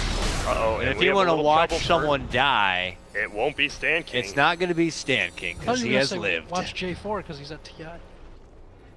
Yeah, that's one of the Power Rangers. That's a good one. I can't believe he just lived there. He lived with 5 HP, a perfect stun by Flea. Oh, bottom lane. They might actually get the kill. What level is Enigma? Level 5? Still, he might die. Oh, Frostbite, drained all and he his should be mana. dead. Yo, they Oh! max range Snake on Forev and Bulba. They're doing so much damage, but he has that mana shield. And oh, that's Snake. That's Snake. Great choking. That snake bounce just single-handedly gave him enough on his shield to survive. That and I mean, What a Bulba fight. couldn't commit, right? He tanked like 400 HP. It's level 3. Yeah, let's hit the showers, boys. Let's hit it. Good game, everyone. And they could go right back for it if they want. I don't think they have a smoke to use in middle. Jack's top lane. Holy Top, smokes. it's on Mason. Can they get it? Yes, they will. Jack really loves snakes. Venomancer, Rasta, this slithering guy. Also, the way you talk about Sand King's tail, Oh, he has the Venomous ward. tail. Huh? Mystic Snake from Medusa. Always that smile on your face. You're on to me, Lacoste. I like the other thing I like about the Whoa, what is CCC doing? He kind of dodged back into that. I mean, Stan King's here, but this is going to be rough. No He's not grave, even level though. 4. Yeah, doesn't have great, but They don't know it. Here's Flea. Oppa, Oh, he Ravage hits it. on 1. That was still on a hasted puck. He hits and no one's going to die again, which is good for the Radiant, even though they did commit 4 heroes here. That was a big kill top, and Flea's level 4. He found the levels he needed. Just like that shrine. Man, Team Freedom's living with like 5 HP on every single gang. CCNC, that was... I don't know why he right-clicked the Slardar when he was on top of the hill when he saw Puck was going to get that rune. Could have been real bad. So for much him. shrine action. It really is. Can't even handle it right now. Look at Snake King, almost level 6 already. Mason is. Stun comes up. They need to be careful. The two supports rotating on through. Bulba's been moving around so much, he's still level 2.5 this game. Gonna have to eventually find some time to just, you know, be selfish, but here he finds an opening to make a move on the Snake King. A stun comes out from Flea. Is it gonna be enough for a save? No, Snake King will end up going. I think right when they saw he went on him, Stan King had to immediately TP, but maybe he didn't have enough gold, didn't have it up. It would have been rough either way. It feels like that's been happening to Bulba a lot, where he gets like really underleveled. Like they don't get that many kills and he gets a bit underleveled. Contrast that with like AUI on the floors, where he just he's like level 6 at 9 minutes with like 2 kills like persistently, right? If you want to play good position 4, watch AUI. Yep, for sure. Oh, the Medusa is actually struggling on bottom. Enigma harassing him or her a lot. He has no mana, he should bring some narratives. Going to kind of gank bottom by CCNC. This'll come in handy. He's just showing up. I mean, I think he was going for the rune. Maybe he thought if he went up the hill, he's like, well, I could get a kill. Gets the rune anyway. Gets the rune on the way back. Bulba, deep ward down here. Deep level 2. Deep level 2 ward. And look at, like you said, he's almost level 3. Uh-oh, they're going to get a coil in on him. Snake King's here. He's going to press that attack. I think he should have broke the coil. Should have waited, maybe? but still it's good. Oh my goodness. Abed can't even pick him up. And look at this. Snake King is just chunking him as that extra 10 damage now. Yeah, he should have waited for the coil to break and then either for coil to break or just slaughter to stun. But it worked, so... It worked? Yeah, but it worked. Dyer's middle Did it work? is under I believe it worked barely. Okay. Check the dual victory there. Yeah, it worked. It worked. They got it. Give him that 10. Can I check him real quick? Okay, it worked. It worked. Ooh, and Abed needs to be careful. That overwhelming odds could have done a ton of damage, but... It's level 2 only. Yeah, it is. Not that he doesn't really know that, though. Yeah, could have done a lot. if you don't know, it doesn't really do much more damage if you don't True. know that... But you never know. Nyx could have ran Surprise in from them the with back. level 2. Yeah, I thought it was 2-1-2, and oh, okay. Well, here we go, Yawar.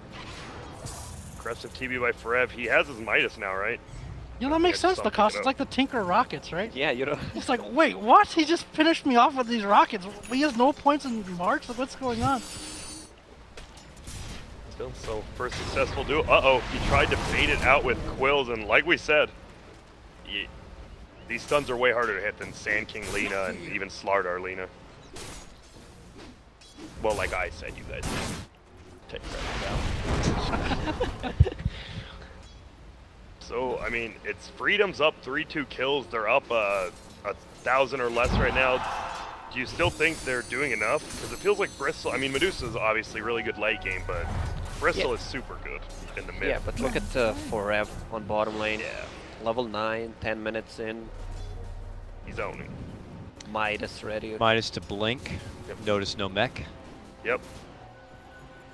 Weird, huh? Who is good at, I mean, I feel like a mech is really good on DC because they want to fight that like middle game time, but no one's really going to be getting it.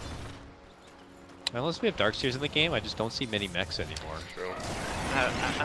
Mech is I think it's still so really good. costly. It is. And, I mean, Lot of mana, lot of the money. cooldown on it is so big. That's why it was nerfed long ago and still stayed the same for a while.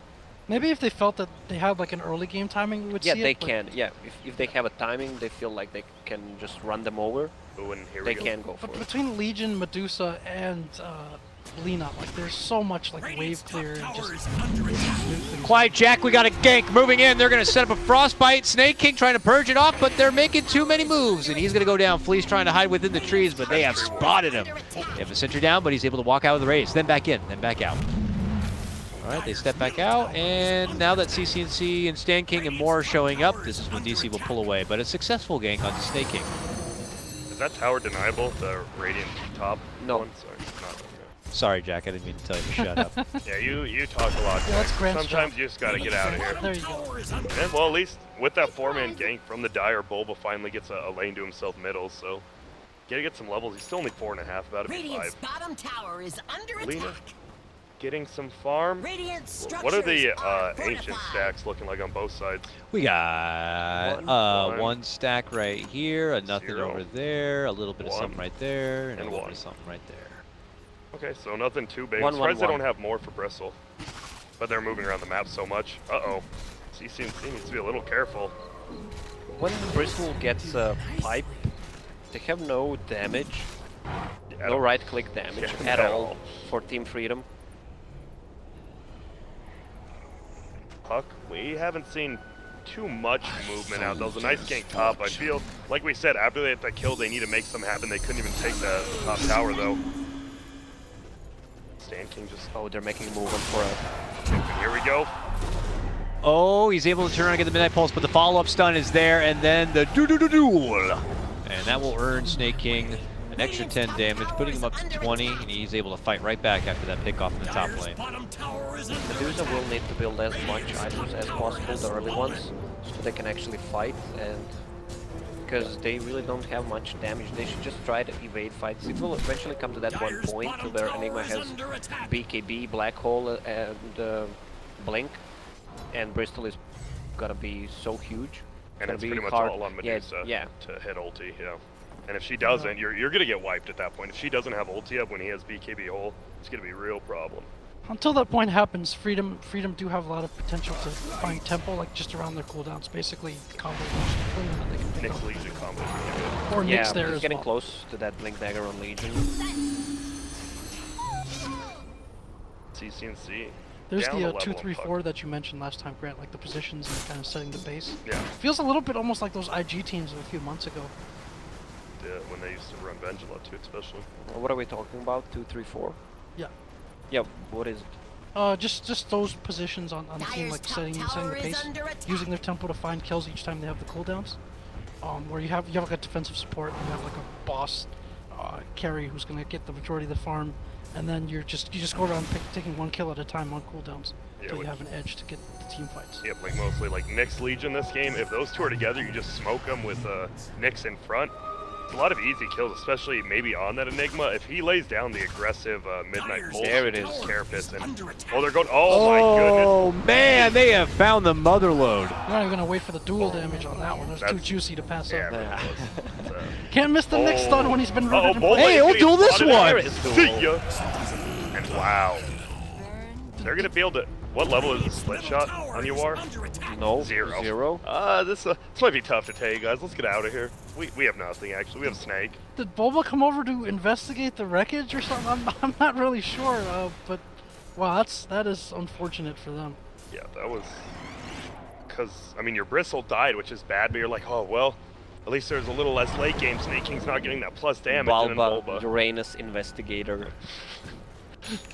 And he, oh my goodness, Legion had 2.6k. He got so much from that kill.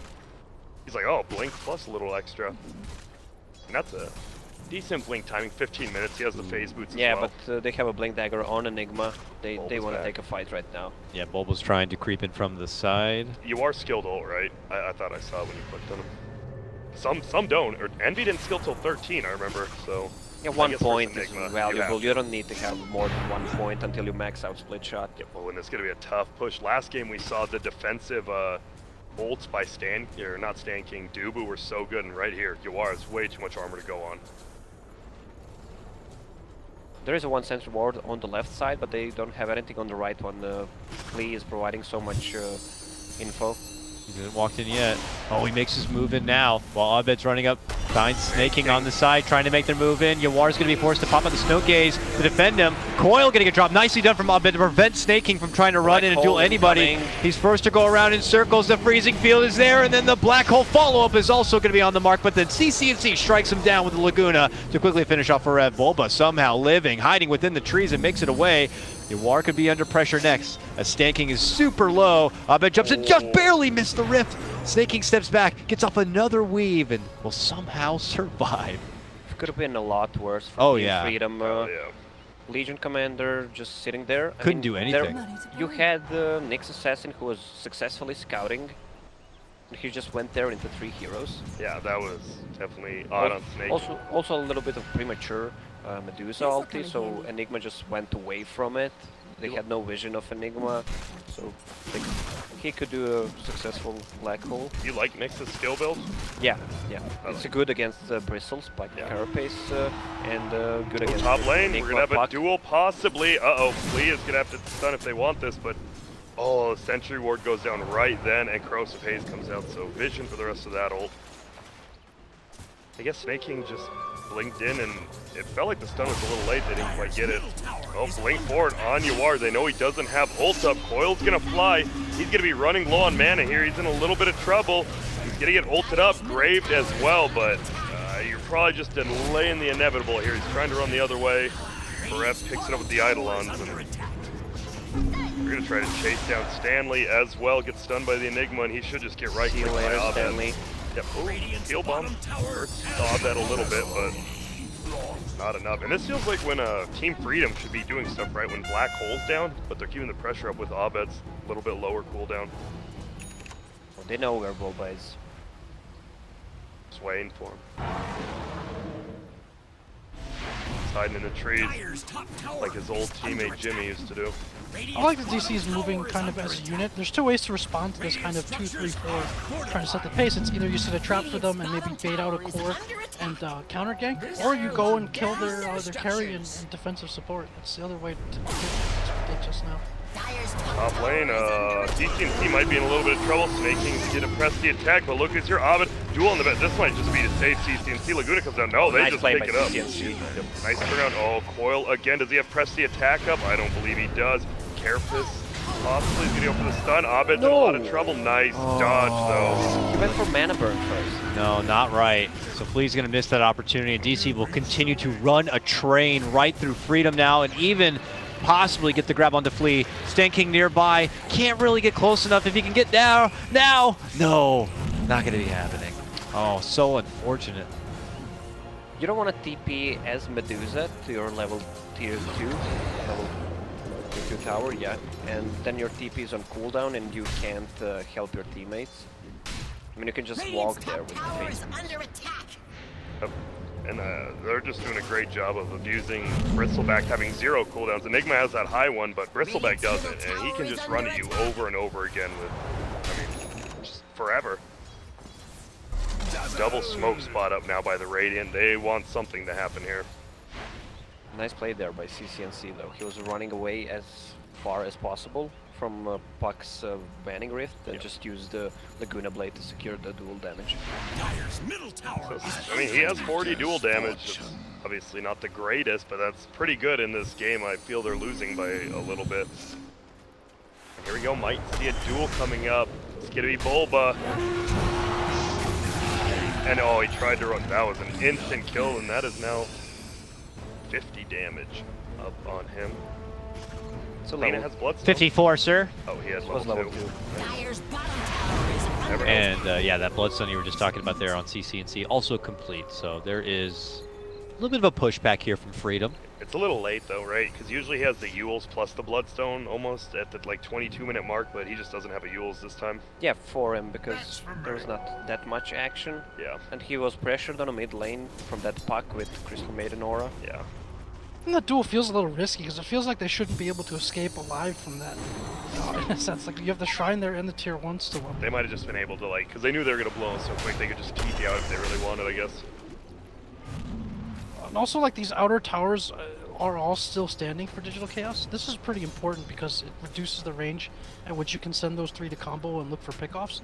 The help comes a lot sooner, like near the tower itself, obviously, like easier to defend with vision and TPs. So that feels like it really restricts things, and that's what's been causing some of the overextends, I think, from Team Freedom. Yeah. So they've lost a couple towers already. That makes it harder for them to get reinforcements when these smaller fights turn into bigger ones. Oh, Legion is running on the bottom. They have info where Enigma is. But, I'm not sure it's gonna be enough. Radiant using a scan to see if anyone is behind them. Yeah, forever. Oh, he's gonna farm that up though. Well, when you see, they should not use scan there because you know something is up as an enemy team. Either they're smoked or they're threatened that you're smoked. You know you're not smoked, so there it is. They want to do an action. They don't have any vision on this gang. They don't even have to smoke. There's no vision. Perev's gonna break down all the trees. Snake King's gonna try to run away. Oh, nice he gets the Carapace up on the coil. That might end up saving Snake King, and Flea with that heads Dang. up play. Flea walking through the orb with the Carapace. That was nice. That was cool. Save Snake King. Snake King got a lot of farm. He got like 3 sets of Eidolons plus like 4 waves. Dyer's Didn't even top die. tower is under attack. That was a heavy gank to avoid. War gets a little bit of time to poke at the mid tier 1, but DC have been really good at rotating all the way back and just being there for a lot of these towers. Under Oh, attack. and Abed with an Arcane Rune. They might want to, I mean, they have Enigma hole up. Arcane Rune Puck's actually insane with how much damage she can output, He's actually skipping the Yule Scepter build which is, on Lina. we haven't seen that in a He- while.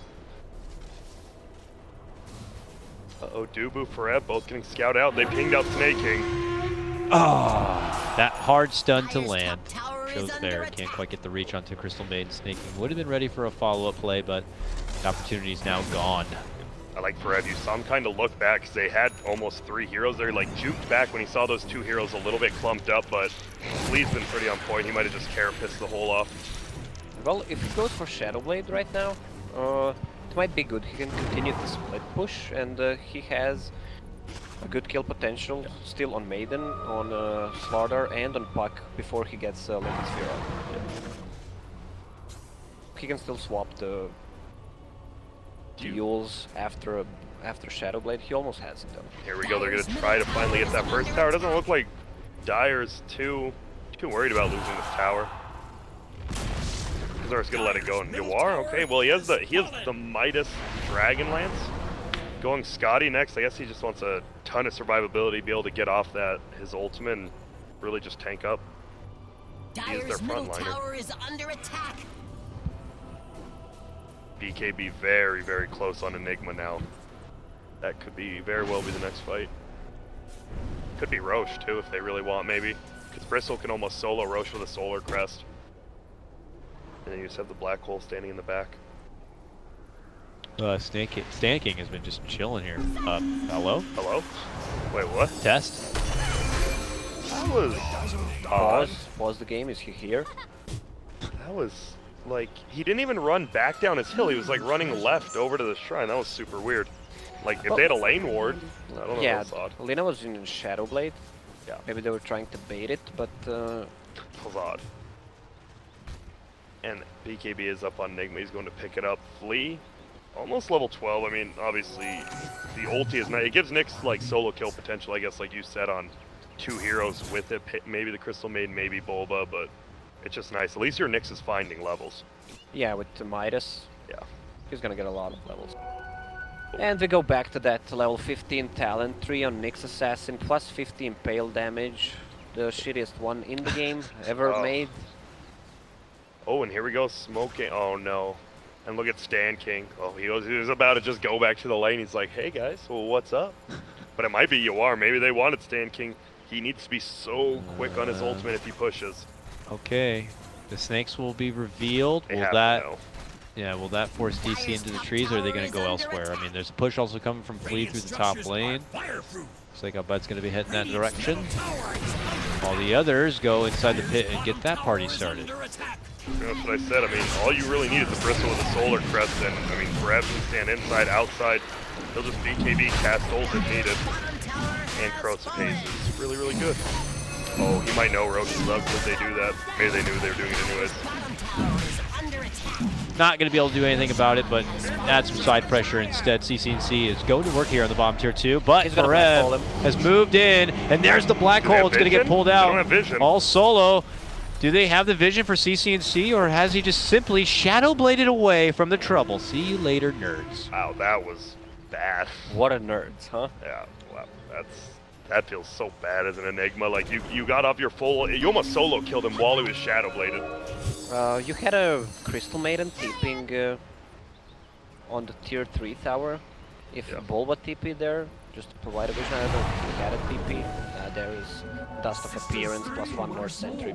Or if they go to the shrine and go for the cutoff. Yeah. What's ironic is they've done a good job of having vision for the Nyx Assassin, but the Lina gets the Shadow Blade. Just gets out of the Plus he black wasted hole 1 scot-free. second of a BKB. Yep. Which is actually like, and sometimes it's like, ah, whatever. Late game it's gonna be 5, but when you have a Nyx on the other team, that BKB is really important.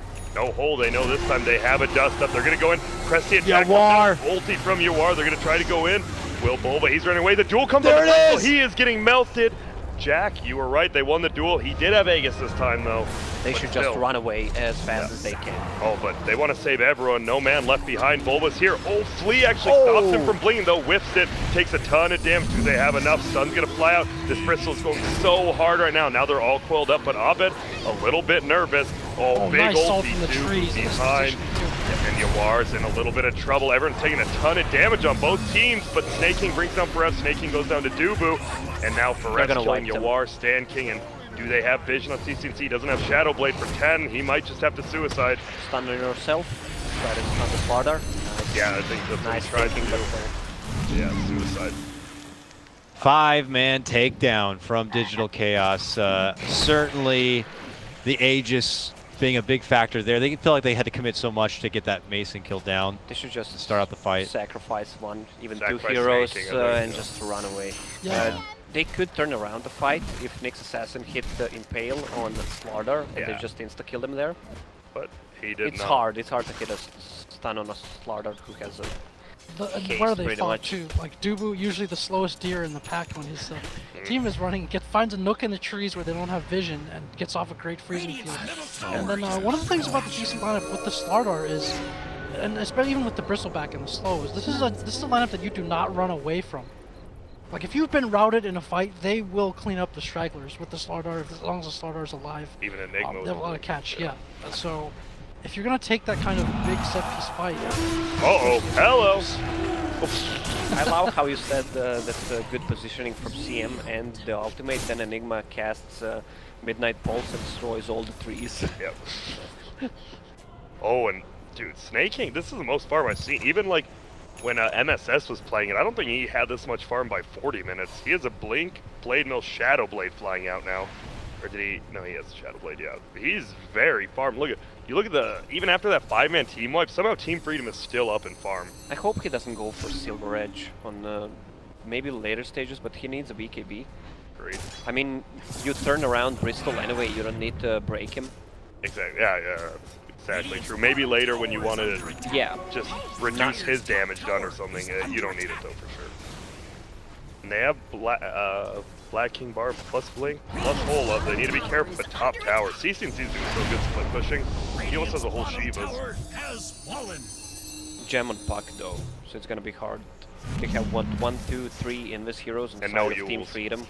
I'm looking forward to the game turning Bloodstone. Oh so- my goodness, he hit it. Will his This is son gonna come be up in so time? big. He is the duel. Oh, Yeah, shit. baby. Huge play, but here we go. Here comes Fred. He has the Black hole. black hole. It's Oh! They're dead. My goodness! Forev. such a good kill on the puck, and then they're all just sitting there. Black holes up.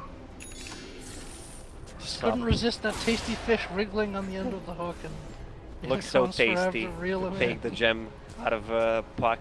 And another thing about not having Yule's right is he had to use Laguna to blow up the Lincolns so they could get The the duel. duel. That kind of hurts. That actually kills the solo kill potential on the puck, like you said now, because he doesn't have Yules unless he gets force or something. Yeah, they don't have any solo kill potential anymore, especially when the gem is up. Yep.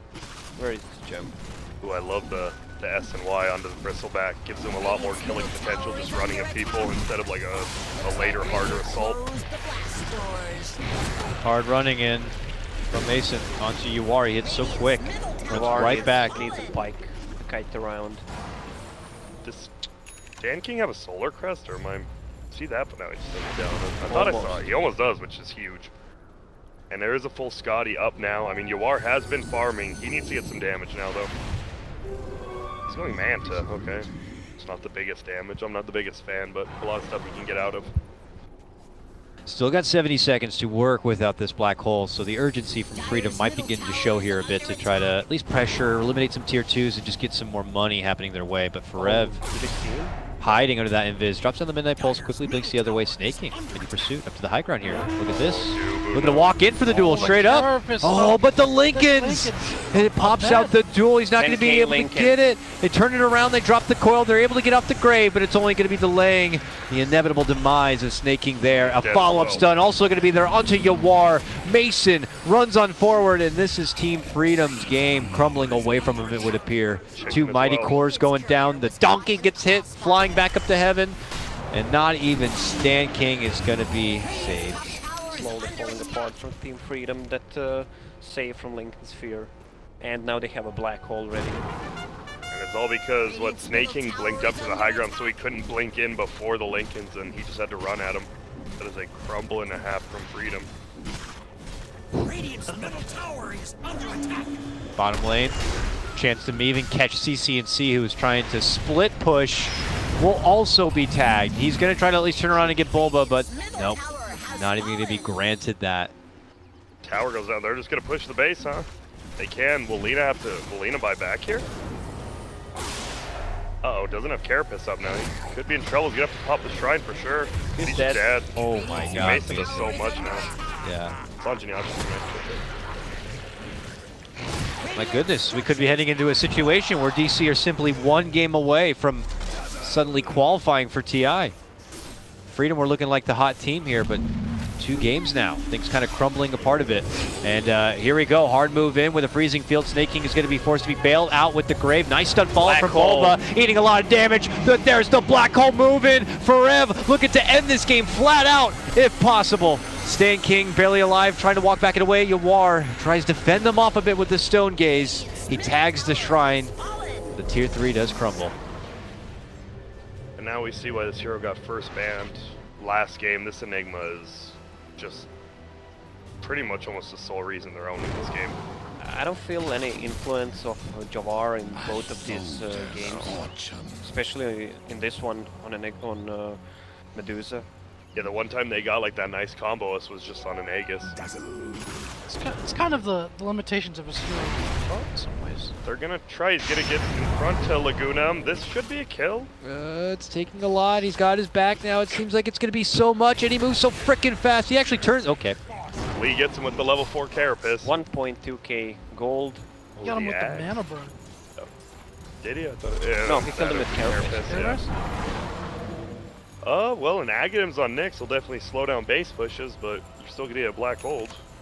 Yeah, this is a difficult team to push into as long as their heroes are alive. I think they've overextended a little bit. Like some of these catches, obviously the one top that led to the black hole, and DC has done a good job of answering that, kind of seeing like how they want to play this with their 3 heroes looking for pickoffs. So credit DC a lot for that. I also like Mason's item build this game. I think it's been a really smart choice not to build super tank, as you see from some Bristlebacks, but he's got move speed and more attack damage. So he's more of a threat to dish out the physical damage because no one else on the team really is able to do that, especially with the amp, the corrosive haze, and the minus armor. So yeah, gotta credit him. He has an Octarine if he wants to buy it on the Enigma. This guy is jacked. Yeah, he's swole. My man is just working out the gym 24/7. Occasionally comes to leg day. Sometimes. When his black hole's up. Yeah, I mean, but if you really look at his legs, this guy doesn't really have any. That's gotta be arm day. What you think? He goes You're double right. arm day. Jack, don't make me look dumb. I do that enough myself. He skips legs, man. He doesn't have legs. Oh wow, Puck gets a Shivas. There's getting more and more team fight. I mean, Lina almost had Shivas. Maybe she does now, but she might be saving buyback. No, she hasn't. No buyback. Here comes a move from DC. Smoke up. And knowing that to take a decent fight, Arosh is also going to be there waiting for him. Out. I think they're like, wait, that didn't scout out. Roche could still be out. We should go check. But they don't even care about it, I guess.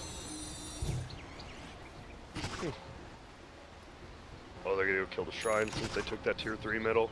Smart play before pushing. Dire's top tower is under attack. Now they're going to go into Roche. What does Radiant do here? You can't really fight it, right? But you almost have to. Oh, That's how it feels like. Flea may Can spot. if you manage to pick people off at the edges of the fight. Dire's top tower is under attack.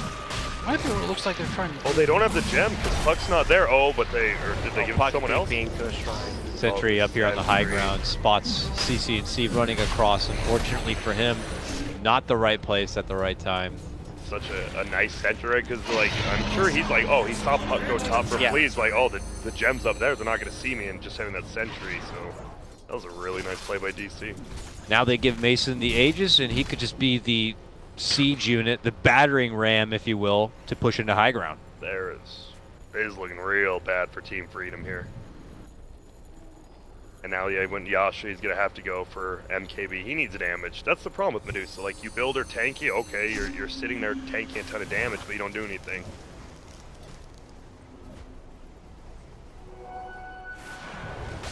And you still have to worry about Forev, Black Hole, BKB.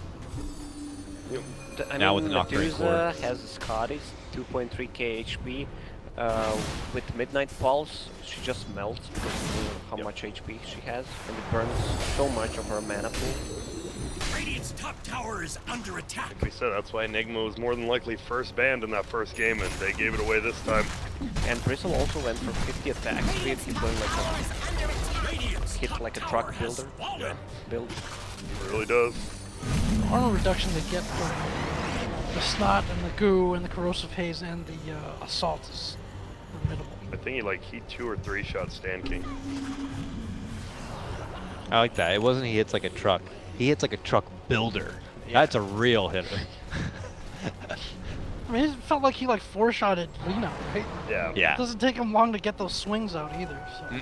It's crazy. Legion has more damage than like any other Legion we've seen before, but I mean, who cares, I guess. I mean, DC doesn't care. It's not that much It's because damage. for them to take a successful fight, he has to duel someone else. Like it feels like he has to duel like the Enigma or the Puck. Oh, but a possible go around. They actually saw CCNC going up that way. Black Hole solo. I mean, they can do that. They know he's probably, I don't believe he has buyback. Get suicide, but no buyback. Probably going to be another Rax if they just push top. But Flea's trying to push it out. He can't. Oh, those go through middle. I mean, they have a Bristle. They can do whatever the hell they want. Bristle with an extra life. This could lead to the beginning of the end here for game number 2 in Freedom, unless they have some sort of seriously sharp answer. And I don't know if Yawar is that answer. They may not have a black hole though, but they just really have no means of stopping Mason. Yeah. Well, they're not even gonna. They're gonna stay. They have the Aegis. Yavara should just buy that MKB right away. Yeah. I don't That think. there's no point in saving the money for it. Any buyback, you're not gonna do it. Jump in, coil on the 2. Okay, Mason big. already very low. Oh, that Glimmer Cape finally gets his ult off. That Shrine is pop, which is gonna help. Can they at least bring the Aegis and then get out of there? Reset? They're trying. They're They gonna got get the that Aegis melee down. racks, but I think you just let that go at this point. I think it's too late for MKB. I think it's rapier time. Jack, are you insane? I mean, what do you have to lose? If you die, the game's over anyway. Yeah, you can't win if you just lost, right? It's true. It's a fair You point. can't fight if you're dead. You can't worry about the rapier. Uh-oh, and here he is. He gets the black hole off. one. This time it's going to be onto the Medusa. Nice stun coming out on the backside from Flea. They're going to try to. Duel comes out. They're going to be able to bring down Dubu. Grave is onto him, but Snaking drops so quickly. And look at Mason hasn't taken any damage. He's one-shotting everyone. He's just running around like a crazy man. Rev's in a little bit of trouble here, though. A lot of buybacks coming from the Radiant side. 30 health regen. Level Look at 25. Mason's moves. He looks like a berserk Viking. Look at him. Look at him go. Yes. So fast. I mean, can they do this? Bulba's coming in. Even a mana stun, I don't think he did. They should be careful still. They really want that kill, but I think it's smart they didn't go. it cost him so much to be able to stop that.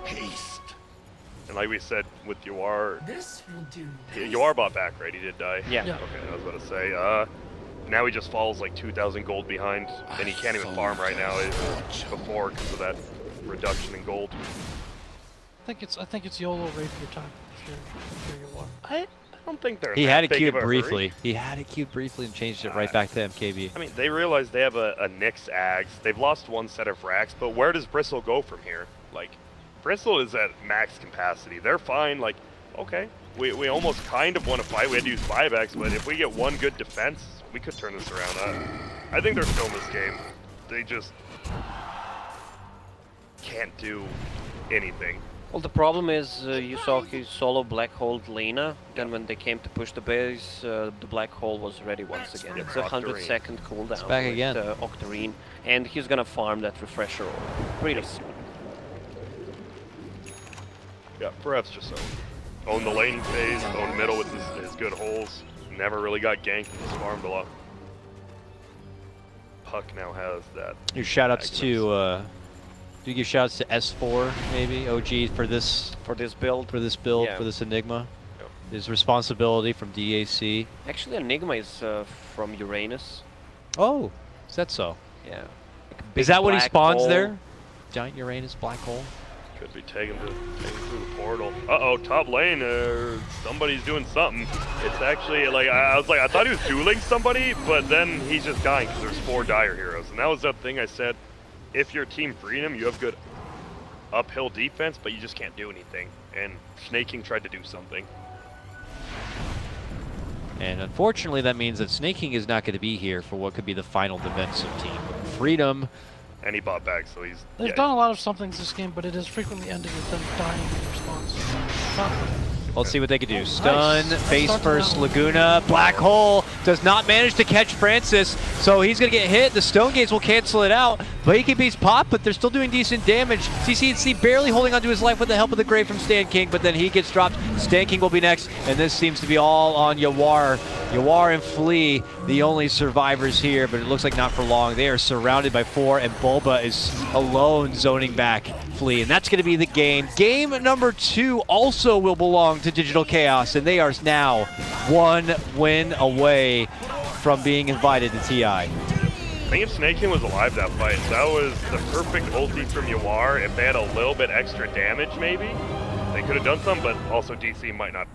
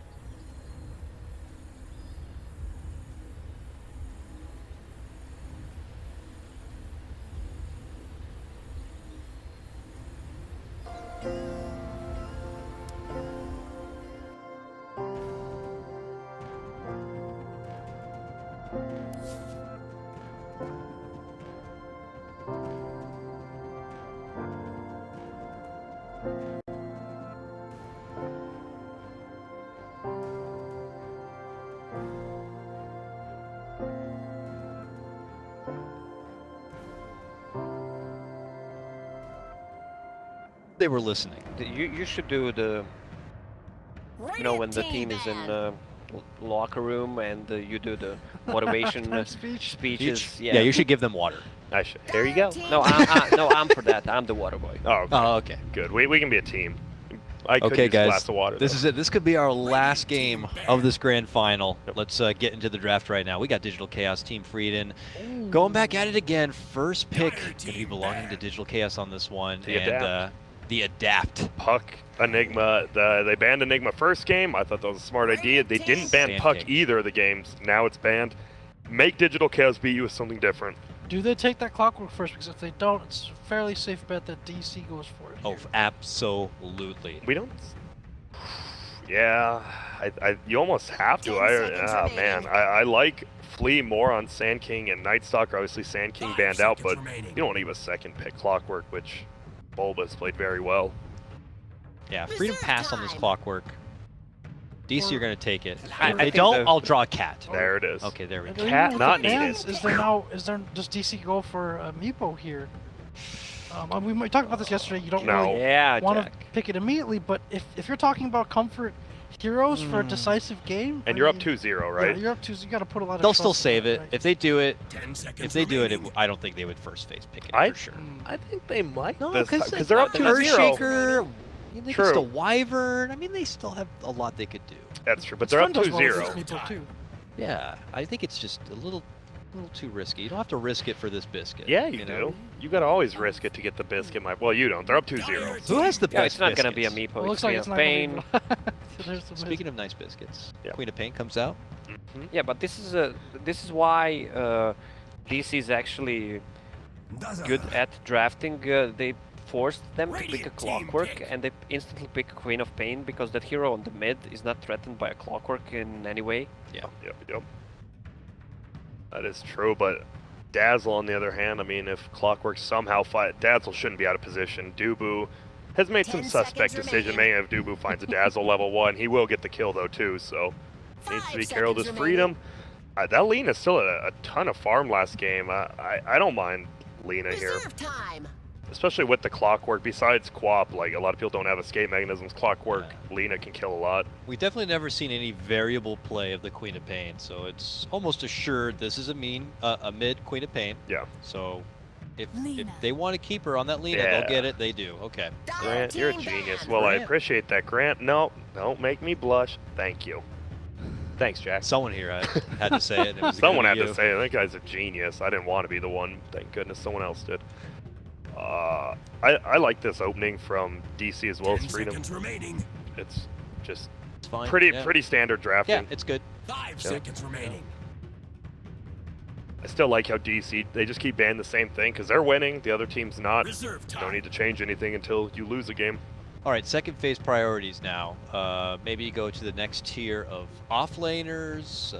Maybe you think about more of the I think mid laners. Freedom No, not definitely mid bans laner, out Night Stalker, safe right? laners. I think Freedom bans Night Stalker as well as Pod. They could ban Night Stalker next on Freedom. You mentioned the anti-mage for Freedom. This opening so far is looking a bit suitable to perhaps pick that into, as you have the non-disabling support that's not really a huge threat. Yeah. The anti-mage, and you have the Queen of Pain as well. So I don't think it would be picked or banned this early, but that's something that could be in the back of their mind. Yeah. Any like- chance a Yawar Lifestealer could be in the back of their minds? I think if they want to go a little bit safer, I think it is, and it's not bad, but DC is more known for Radiant team second ban. phasing Mason's hero, while Freedom has last picked UR's hero every time. That's true. They should definitely ban that Night Stalker. Yeah, 100%. But they might actually forgot about it because they're banning Mason heroes. Lifestealer is really good against both Lina and Clockwork, so they might actually forget about it. Slips away. So Yeah. they banned the Ursa, which suggests that they might get a Lifestealer themselves. Yeah. Potentially also like something like the Timbersaw that they used the first game successfully. Like 10 seconds those are remaining. things that you don't want to see an Ursa as. 5 seconds remaining. All great points here. Possibly, I think a Legion ban from DC would be nice. I think Legion's Reserve already a little time. bit better this game. And man, that Legion actually had a lot of dual damage early, but that's all he had, unfortunately. He didn't have a team back him up a lot of the time. And then I think 2 Lincolns were built at the end of the game, so it's rough. Usually you don't ever want to be in a position where you're kind of like sitting in your base and just desperately Yeah. defending, but that was one of the strengths of the lineup, and it never seemed to come to that situation. Like there always seemed to be 2 people dead by the time that fight came onto Radiant the high team ground. ban. Sven ban. That kind of tells a bit more that, like what Jack was saying, maybe they're considering something like a Lifestealer. Yeah. Well, they didn't pick Sven in the both games. They could have gone Sven in the 10 both seconds games. remaining. Either game, Freedom, yeah. especially So that first they're game. up to something. 5 seconds remaining. There's a Or carry that we've Sven, seen. or the Meepo again.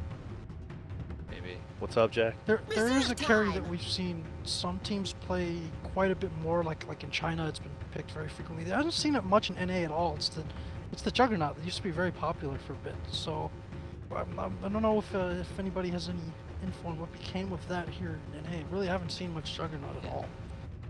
I don't know. It always feels for me the Juggernaut. You can still pick Juggernaut. It's good with Almost any any time. pretty much lineup. Yeah. And there's the Night Stalker pick that I talked about. That they might forget about it because they're banning the Mason heroes. What if you do, could you if they don't Night Stalker right here, could Freedom take that away and do an off-lane Clockwork or Night Stalker? Or do you think that would be too 10 seconds remaining. They could. committal? They could. Depends how the lane goes. Yeah, there's no way. I was like, there's no way they don't take Night Stalker here. Both teams banning out carries instead of maybe simpler bans. It's gonna come down to possibly who has a little larger hero pool. Queen of Pain and Night Stalker, these two heroes seem 10 so seconds strong. remaining. And they're both like vampires too, I noticed. 5 seconds remaining. Will Team Freedom pick Bloodseeker so they can suck on the blood? Oh, Reserve time. Oh, my world has been flipped upside down. Do you know Lena's bloodstream is actually pure fire?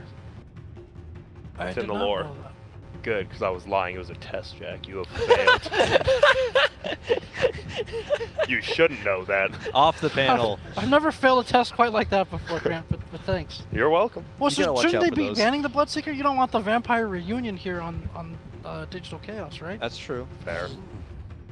Oh, Dire team. Lacoste, how do we feel about this Bane pickup? Oh. Give us a pause. give us a positive why you think Bane is picked here. Why do you think they did pick it positively, how and then about- give us a negative after? yeah. If with every negative thing you have to A want to say about positive. Bane, yeah, you got to say a positive because two negatives anyway is a positive. Can we pick the Lacoste Dream lineup here with the Nature's Prophet? Oh boy, man. Radiant team pick. Bane, I guess when they go with Night Stalker, Queen of Pain, he can just leave the target. They go on just to remove some of the silence. Also, he can sleep the Dazzle, make the target that 10 is seconds grazed, remaining. and they just kill it after that. That's pretty much 5 it. seconds think I I'm- tried so hard. No, you're good. What about? I mean, early game, right? A lot of fives get bullied by Night Stalker. If Bane just has like level 1 or 2, he just has sleep. I guess the Bane can't really be harassed by him. Actually, this is good. Bane and Clockwork, I saw that working out really well because yeah. you sleep and you put cogs. It's really a good combo. But Yeah. after the laning stage, It doesn't mean much. it doesn't mean much. It's set up for Lena too, and he gets bullied less easily than just about every other range support, right? Bane also hits the gym. Yeah, I do like. I mean, you said Clockwork can't harass Queen of Pain middle, but Bane can, Yeah. which is kind of nice for the setup if they do a So Lena you will Bane have middle. on the bottom lane maybe a melee hero with the Clockwork sitting there. Well, huh? Dire team ban. There's the other way that some teams have been dealing with the Bristleback. Interesting. I think that Bristleback, that's the point that I had the previous game when I said that I forgot something about Bristleback, because it's pretty much you're picking the mid heroes in the 10 first seconds stage. You remaining. have this Queen of Pain, Lena, Puck, whatever.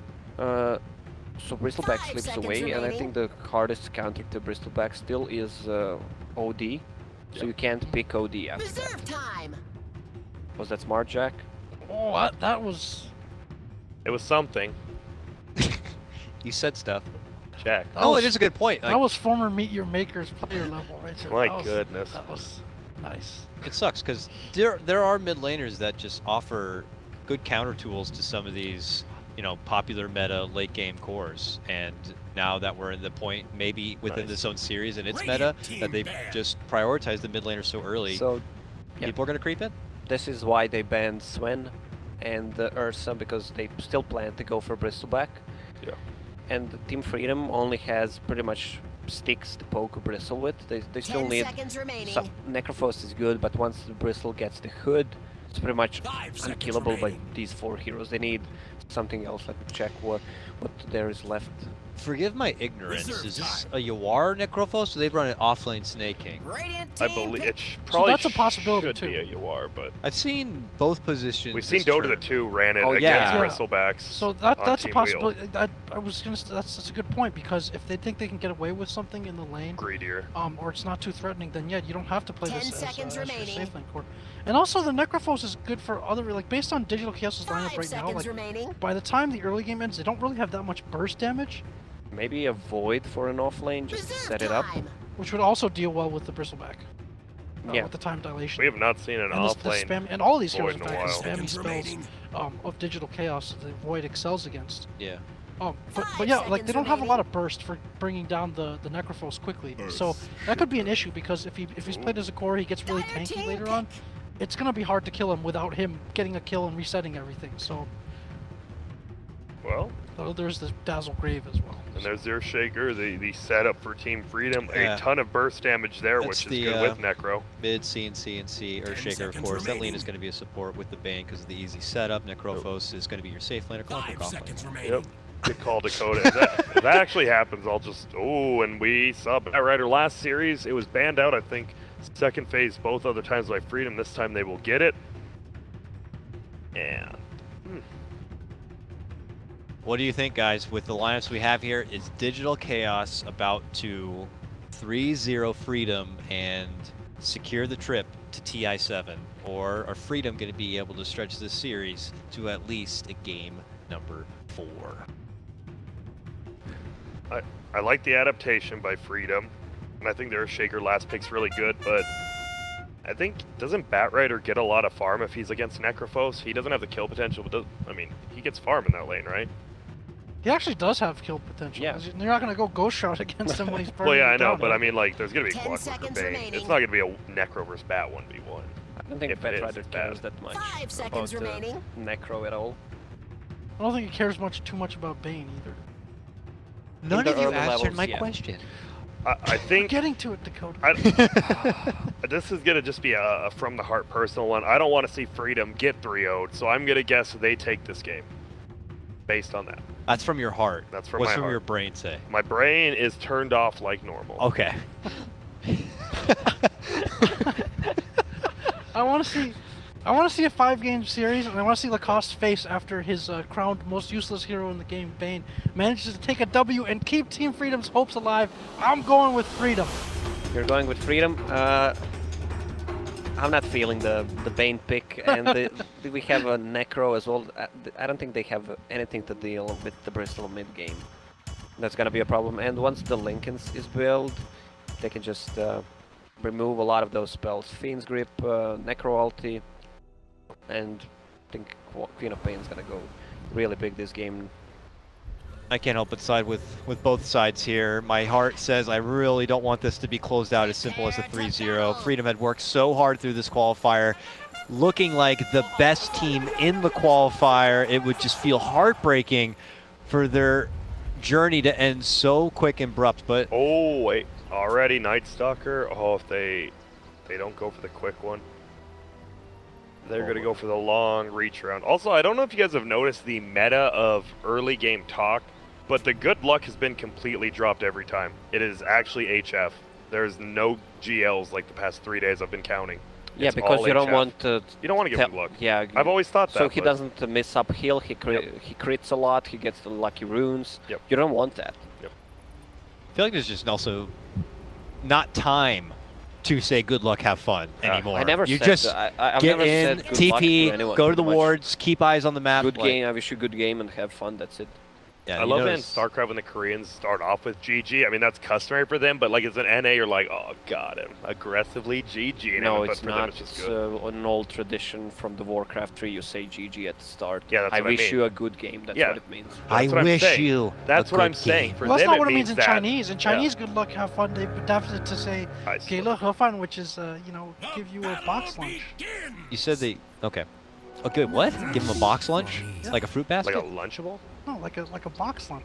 Like a lunch. Like a Lunchable. Here comes Well, the not That's, really. that's kind of an insult, honestly. Yeah, I would get him with No, that. it's just Middle lane. Once again, I like CCNC on this Lina.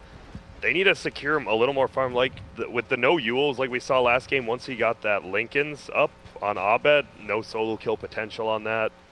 They just need to get him a better lane, and already he's lost the block. They have a Clockwork who can't help him middle. Not off to the best start already for CCNC. Yeah, what is Clock even trying to do on mid lane? He should just stick with the Bane and try to set up kills. Maybe he's just gonna pull Ancients already, I don't know. Bane is currently bottom, babysitting Yawar, and trying to be that one good strength he has, that early game lane bully. And here comes Flea though, not leveling anything up quite yet, holding on to the point for now, and just kind of simply goes for the smack, and they'll complete their trifecta of a lane. What a try lane. Bane, Necro, Clockwork. Who would have guessed in this day and age we would have that? Not me, I'll say that much. In middle lane, 5-1, 2-1. So Lena doing a good job. Must not got too many uphill misses. We see her HP down and beating a little bit of gold. This is a nice starting lane from DC. If they can actually keep these two Oh, supports he here, removed his flask on mid. That's big. Crucial. He's got another flash coming now. But even then, he has to wait. It is a problem. If they can actually keep the two Freedom supports home, this is huge because those two both kind of want their levels to have any kind of impact beyond like the initial laning stage. So if they're both like level 3 and the Night Stalker is able to get some levels consistently, because they don't really have like kill potential at this point. And the Necro wants levels too, right? So if they can keep them at home, I think that's a very problematic lane for Freedom. Flea thought he could maybe go steal the rune, but Bulba is already there. CCNC forced to go back. Oh, and there's a regen there's a top. regen top. Oh, so he had that early CS, but he sacrificed like all his regen for it, and now Quap is way up on Well, him. maybe someone wrote good luck. Oh, yeah. And then it just ruined his uphill mid. Oh, man. Is he riding a Manta Ray? Yeah, that's the new one. You haven't seen it? I've seen it, but I just it looked really weird. I couldn't identify what it was. It might be because it's not underwater there, Jack. And he has a I'll funny have to face. ask the marine biologist about that. Wait, it shoots out of his little mouth. I just noticed that it's auto tag. That's actually adorable. Yeah, we were talking about how it glows. Look how it glows. It looks like it's regening all the time. That's annoying. I hate like Yeah. a lot of those. There's some that look like double damage too, or clarity. It's really annoying. Well, there's Abaddon the Abaddon using one ulti that all looks the like he's time. permanently ulted. Uh-oh, middle lane. Oh no, he missed the stun. That could have been a kill for CCNC. It's gonna be close. I think he's Even gonna last lose. up with a Queen of Pain just to secure that kill. Yep. That was such a good step back by Abed, not fully committing. Well, he fully committed, but then baited in the stun close. Wow. 10k plays. Flea, the cheerleader, continues to relax. You're doing fine. Yep. But he's really not anymore. He is. I actually struggling. haven't seen CCNC struggle like this in the mid lane any of the games. Oh, maybe a sleep by Stan King. Not yet. Yeah, but they can't go on a Bet Rider who just flies over Yeah, the they can't really cogs. kill him. Like anyway, so almost. He almost Sleep timed that where he now. didn't have any mana. But look at Yawar. Hit to the low ground. Forev looking to make a hasty escape. Is it going to be enough of the heal? The shrine's not there. It's Barely. fine. Flies out and away. And I'm All's just right. saying, if he starts doing the Grant Max Cogs build, that bat won't have any mana to do stuff like that. Is under attack.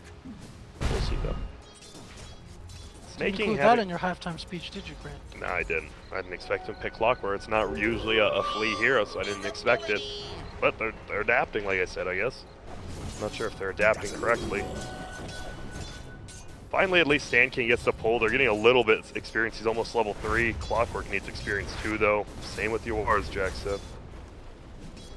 Snake King's level 4, though. He's having an okay time. Not the biggest CS, but not the lowest either. It feels like there's a lot of pressure on the King to bring them back this game. I think Yep. with how mid is going, with how the supports are doing, Snaking top is going to King, have to right? make plays. Yep. Yeah. Uh-oh. Oh, they put a sentry down and happen to spot out Flea in that mid lane. Need a Thankfully, blink forward. CCNC is able to step in and they'll get the deny. Oh, and possible kill potential here on Bulba. Nice wake up. Will it be enough, though? Oh,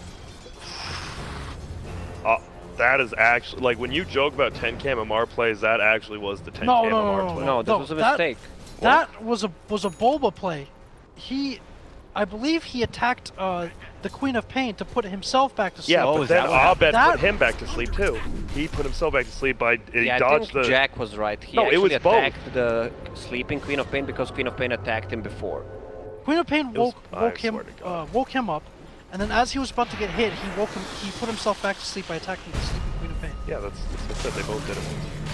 Snaking's in trouble, guys. Top lane, they're making a hard move onto him. He's able to turn around and get a good fissure, but hey, look at that. He ends up getting dropped. Dubu's able to finish off with the poison tick as Flea tries to step in, defend them off. He keeps him at bay with cogs, but it is still just a reactive play coming out from Freedom, trying to get all over the place, as it's still DC getting the upper hand in all the lanes, it feels.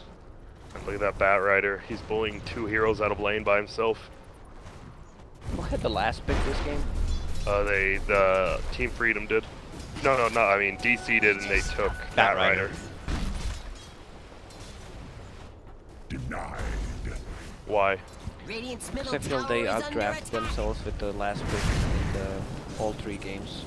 And here we go. You are stacked up, like you said. Stan King en route. Can he do something to help? No, he tried to get in with the sleep, but it wasn't going to be good enough. And Middle. also Dubu, mid lane, helps get the finish. They commit in hard and take down CCNC. 4-0 start. Digital Chaos for their winning game 3 off to probably one of the best starts they could ask for. And there goes your answer, what Bat Rider does to Necro, Radiant's plus the middle Bane on a tower is lane. under attack. Yep. That was just 5 stacks, pushed him back. Bane just being a little bit out of position. That's all it takes to kill War, even without the. He even went for mana boots, for phase boots build, so he can be faster. Is he going to do it again? They have to force out an early sleep so that he has enough time to be able to break away the sticky. 5 charges. Oh, he missed it. These charges will go away. And Flea those- rotates in now with the battery assault already in action. He has the cogs there. There's still enough mana for Forev to be able to fly up and away. He's gonna casually like farm the Farm stack the as stack. well, almost, right? Oh, works out just all too well here, it feels like, for DC. Even had some rotational help. Dubu didn't have the grave up and ready, but heals were there and ready. Oh, CCNC has Laguna good to go. Would love to get a hold of a Dubu, but Dubu in a better position, able to sidestep it a bit. Man, nothing feeling like it's going right for Freedom. It was rough. All their early game rotations we saw yesterday that went so right. Obviously, I mean, of course, DC watched replays and learned what they do, but it seems like they figured everything out. And Freedom, not much they could figure out. They were the winning team. It's also hard to say, like, you want to watch replays and maybe have something Yeah. prepared, like, special for your opponent. At the same time, like, you know, you sometimes don't want to overthink yourself, or maybe you want to stick to the strengths. And I feel like Freedom took a look at things, and maybe they had kind of a special plan in mind, or something a bit different, but it hasn't really fit their style so well. Some of that stuff is easy to hindsight. Yeah, we've seen the first 2 games here, so. What are they exactly doing up top? They just like cleared a creep wave, and now a TP. Oh, because he sees a rotation from Abed. Oh, he TP's in the middle of the trees. He'll get out. Oh my. Could have been bad. They had to use 2 TPs, but luckily CCNC just went back middle to farm, so could have been worse. Well, on the bright side, they have Digital Chaos have 2 TP breaking. Well, I guess 3. I guess. Oh, and look at this. But one of them's an ultimate, so. Man. Dire's middle tower Forev, is under 6.5, so scary. They're Just so scared of him, both owns of them. that lane. Tower is under He owns that lane, mid lane. CCNC goes Arcane down. rune value. Ben moves in, getting the best out of that arcane rune like you're Echo. talking about. Echo's there. They're trying to do everything they can. They'll finally bring down the Bat Lady, and Freedom will score a kill on the board. That's big. Clockwork got some levels he needs. Yep. But still, then there you have Bane. What is he gonna do in the next 10 minutes? I guess when So he put gets... allies to sleep when they're in trouble. I mean, Forev is known for overextending, especially when he's in the lead. He's almost level 6. If Forev goes on in bottom now, you just grip him, Death Pulse, and ulti him with that. I mean, they can get that. Forever has been playing an amazing Bat Rider today. No, he has. But he's... I mean, you're saying he can't get cocky? Yeah, of course. Yeah, I think that's where he's going to get punished. There he is. Now has he been Push him back, right? going You a bit don't too trap far him in. here? He's Reaper asleep, side, but let's it's go. time for setup. He slept himself. And Now now they he's going move to live in as the because of scythe. It's still not going to be good enough. He's hit with the grave. By now, DC have been able to rotate on over, and this gank is a disaster for Freedom. They're going to be losing Flea, and they'll step out and away. Still very confident DC team, getting everything done. So you are... I think he thought the cogs were going to hit, maybe, so he right-clicked him right when the cogs went down to wake him up, but he just put himself to sleep, and it kind of screwed him. Just those little mistakes we were talking about when you're down 2-0 and you're just getting so nervous. Yeah, this is the inexperience of these Yeah. players. DC had these kinds of matchups, losing the games, coming back. These are all pretty much experienced players, some from Dota 1. Yep. And look at that, Abed is level 10, and I thought I saw CCNC was barely 7. Bane is 6 right now. Bane is Bane's dead also right dead. now. He is going to be the one who actually catches out the smoke gank on the high ground. He'll try his best to survive through the brain sap. Flea will lock in his comrade, but Forev will easily be able to fly out from the trouble here. DC getting another one. Forev picks that one up. And he's got the makings to move forward for a drum if he'd like, but 1200 gold, you know, maybe you're Just skip and go blink. Yeah, thinking I about don't skipping think it. he needs to at this point. He just wants to doesn't run need you blink. items. Yeah, At this point. This is the man, though. This is the king. king. This is what Freedom are going to have to bank on here, is that his power peak comes into play and they make it count. Yeah, CCNC missed a stun. I don't know if they could have saved the Bane, but he's missed, counted 3 stuns that probably should have been hit, like that middle one in the trees. If he hit that stun, he probably would have got that kill. If he hit that one, he might have saved the Bane. It's just those little things we see. Look at that Tome, level 7 Night Stalker. He is ready. He's just gonna go heal Darkness and then TP somewhere. UR does have drums, so a little more survivability. Phase boots drums can run away, but if you're napalmed enough, probably not. This has to be kill potential. I mean, you got Fiend's Grip ready to go. You have Laguna good to go. We're even getting Snaking in, who is Good to go. got Dunk close to the Blink Dagger. A successful fight here might earn him that Blink. It's kind of strange. He went with his smoked heroes, though, when they're smoked, and they're like, wait, what if they just have a ward? They didn't counter anything yet. Yeah, there is that word over there. Yeah, the one by there. So, Yeah, that was... Oh, snaking. Another just little thing. I don't think anyone was really middle anyway, so I don't think it was that big of an impact, but could have been. Nighttime makes it pretty tough here. Yeah. Or the darkness at least, but now nighttime. Look at him. He's got a whole Vanguard. He could get a cloak. He went Solar Crest first before Hood last game. He'll probably do the same thing. Probably not. It's You don't think I so? don't think he needs a solar crest. Wouldn't he No, just not, get it- not against these heroes. I mean, pretty much Wouldn't he just get everything a is cloak magical then? besides some of the pure damage from Bane. Pretty much all magical. So why doesn't he just get a cloak right now? Bottom tower is under attack. Seems weird not to just have that little percentage base when you have the money. True. Radiant's bottom tower Not is really under touched. attack. Give him some time. He has a chicken. Well, he's flying something out now. Well, chicken's tired. Dire's top tower is under attack. He's going for medallion. He did, so call me out again. Shit, Yeah, but don't you think it would be better to get the cloak Dire's top instead? tower is I don't know, under more attack. kill potential with this. I mean, do you really think DC is going to be playing on the back foot this game rather than That's a good pushing point. at him? That's a good point. The offensive aspect of it. He could just be so unconcerned with, Uh-oh. his own death. Here's DC looking to make an approach, they're but they right also have behind. Snaking on the other side with the Blink Dagger that they may not know. They know. They have They a have ward. the Yeah, vision they have there. a ward. Yeah, We see you're it right. going You're up right. there. You're So right. good. You're right. Such a good ward, a little bit deeper, so they can't even... They can try to counter, but they might place in the wrong spot. But Radiant also has that ward right there, so they see each other.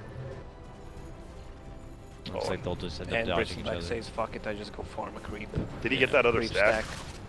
Which Nope, he didn't get another one. Which the medallion helps him farm faster than the cloak grant. Yep. Uh-oh, Yawar is going to be a little trouble. Snaking Blink forward. They could... Under attack. Okay. Thought Snaking might go for a stun. Did he Oh, yeah, that sucks. That would have been a kill, I think. He would have just stunned him. Got the full combo from Lina. Maybe Well, still? they already saw his blink dagger, so he should just go for a kill. He doesn't know that, but still. Yeah. Reminds me, as long as he's not out of range, that's the problem. Because he lagged, he was a little out of range. Yeah, but he's going to live. Maybe all because of that little bit of lag. Oh, mid lane we catch it. On the very back end of it, Flea getting evaporated by Another arcane Abed. rune. Yeah, once you get that arcane rune, you just want to use that. That regen and then a couple arcane runes afterwards. Oh, man. Dire's This guy... top tower is 10k fortune right there. DC just, it does feel like they're just getting everything they could ever want in this Oh, game. here we go. Forev just going to get instantly, and I mean, they're going to get a kill. That's good. Something. Morale booster is what they'll take at this point in time, just securing now only their second kill of this now 15-minute long game where Digital Chaos still hold, you know, a mild net worth advantage. He's not yet level 6. He's 15 minutes in. Yep. Got a book just queued up. But Nice he try. is struggling on getting a hold of that hook shot. They still have the blink ulti from snaking, which is nice. They didn't have to use it at least. Maybe they're gonna try to just next person who TP's top, they'll get him again. This but is why I'm saying that he's overpicked. Yeah. I mean, you need to know how to play with it. The enemy team is forcing you to pick a Clockwork. They could just pick NS instead of this because they play so much better with it. Yeah. Oh, and here we go. He seems he doesn't have any mana. Wait a minute. Spots Why? out. Stand King here. He gets No silenced. last for 1 second. I feel he could have actually caught up to CCNC there with Hook this shot. drum It's build. here. Do you really want to run it on this? No, Dazzle's ults up on him. Not those guys. No. Hook shot cancel? Oh. Still, well, at least they avoid the game. I can't believe they stuck around. CCNC had no mana. I'm like, well, wait, what are they doing? There was that off lane mid support kind of roaming gank squad that they wanted to get, but they didn't have ultimates up. I'm not really sure who they could have killed. Like maybe if Dubu wanted to land by himself, they could get him. But it seemed like the only viable target there. And once again, that ward is getting him so much vision. That is a game changer right now. Oh, we have vision on both your heroes that can kill us. Oh, we smoked under the ward. Under the ward too. Would Bulba's ward game has been That, so yeah, good. that ward saving Bulba's them from ward maybe game, a disaster like 2 three times. Yeah, that is the most value ward. But But Bulba's going Bulba mid is lane. still Do they going even in. know? Did they even see it on the minimap? no, they def. What? No, I think it a bait? he's okay with But he didn't have to taking the die. gank. He didn't have to. Well, he didn't have to. If he doesn't die, then pretty much everybody has to back off from what they're doing. Or they could have just grouped it's, up, it's maybe. tough to say because they could have just wasted more. Now they just got the smoke over with and can get back to farming. Yeah, I guess. It just feels like they could have grouped up and maybe baited in a smoke. Like, why didn't they line up behind Bulba right there? I mean, he's down for 20 seconds, and then also it doesn't. I mean, not that it would give away the ward to begin with, but the ward is still there. Oh, I think it's gone now. It's I mean, expired. I would Yeah, love it if they just placed another one right there. That thing is double the value. Why not? Well, that's a good point, Jack. If they're thinking that way, so they just use as a suicide sheep, I guess. Yeah. So we're 200 gold, he doesn't give away that much, and they Yeah. even commit Necro ulti, so Queen of Pain can just farm on the Yeah, bottom you feel that much safely. safer afterwards, Yeah. right? I guess we're 50-50 Lacoste because he went Medallion, but then he went Hood, so he didn't get the full Solar. He will get solo. Yeah, he will. But man, Still, they if it came to a fight, Solar, the Medallion would not do as much as Yeah. that. oh, Okay. here we go, possible. Yules. They might try to get a hold of Forev here. He doesn't do it. The drum build. Oh, Hook but shot the though. hook shot. Philippe That- might be able to save this one. And he did. Darkness But, coming. They know they don't have any cooldowns up. They need to get out of here. They might sacrifice Flea. CCNC being a little bit greedy again. Needs to get out of there. Here comes Bulba. Oh, misses. Only hits on Flea. Who's going to get out? Oh, my goodness. Oh, he wish he was level 10 there with the Yeah. 100 cast range. Wait, why is he going back in? Easy there, Stan King. Oh, okay. If Chill. people are handing away kills. I Yep. guess that's what the hero is good for, going back in. Hey there. Whoop, see ya. Put it on a board. Bang, good going in. Turning things around. Literally. Money to burn. Snaking pretty far. We've seen Swindle Melons carry some games solo with Earthshaker lately. Almost turned around that, was it game 3 against DC today, but we'll see if Snaking has a little bit better luck. I feel his impact is still yet to be seen. Well, what But it did can be work out big. for them there is that DC don't have too many options for finding kind of catch or starting the fight other than the Dyer's Bat Rider. middle Yeah, tower oh, So and the fact look that they at- actually killed sorry. the Bat Rider, like, kind of saved them from retaliation a little bit. Do they have vision on Dubu? They sure do now. Clock is ready.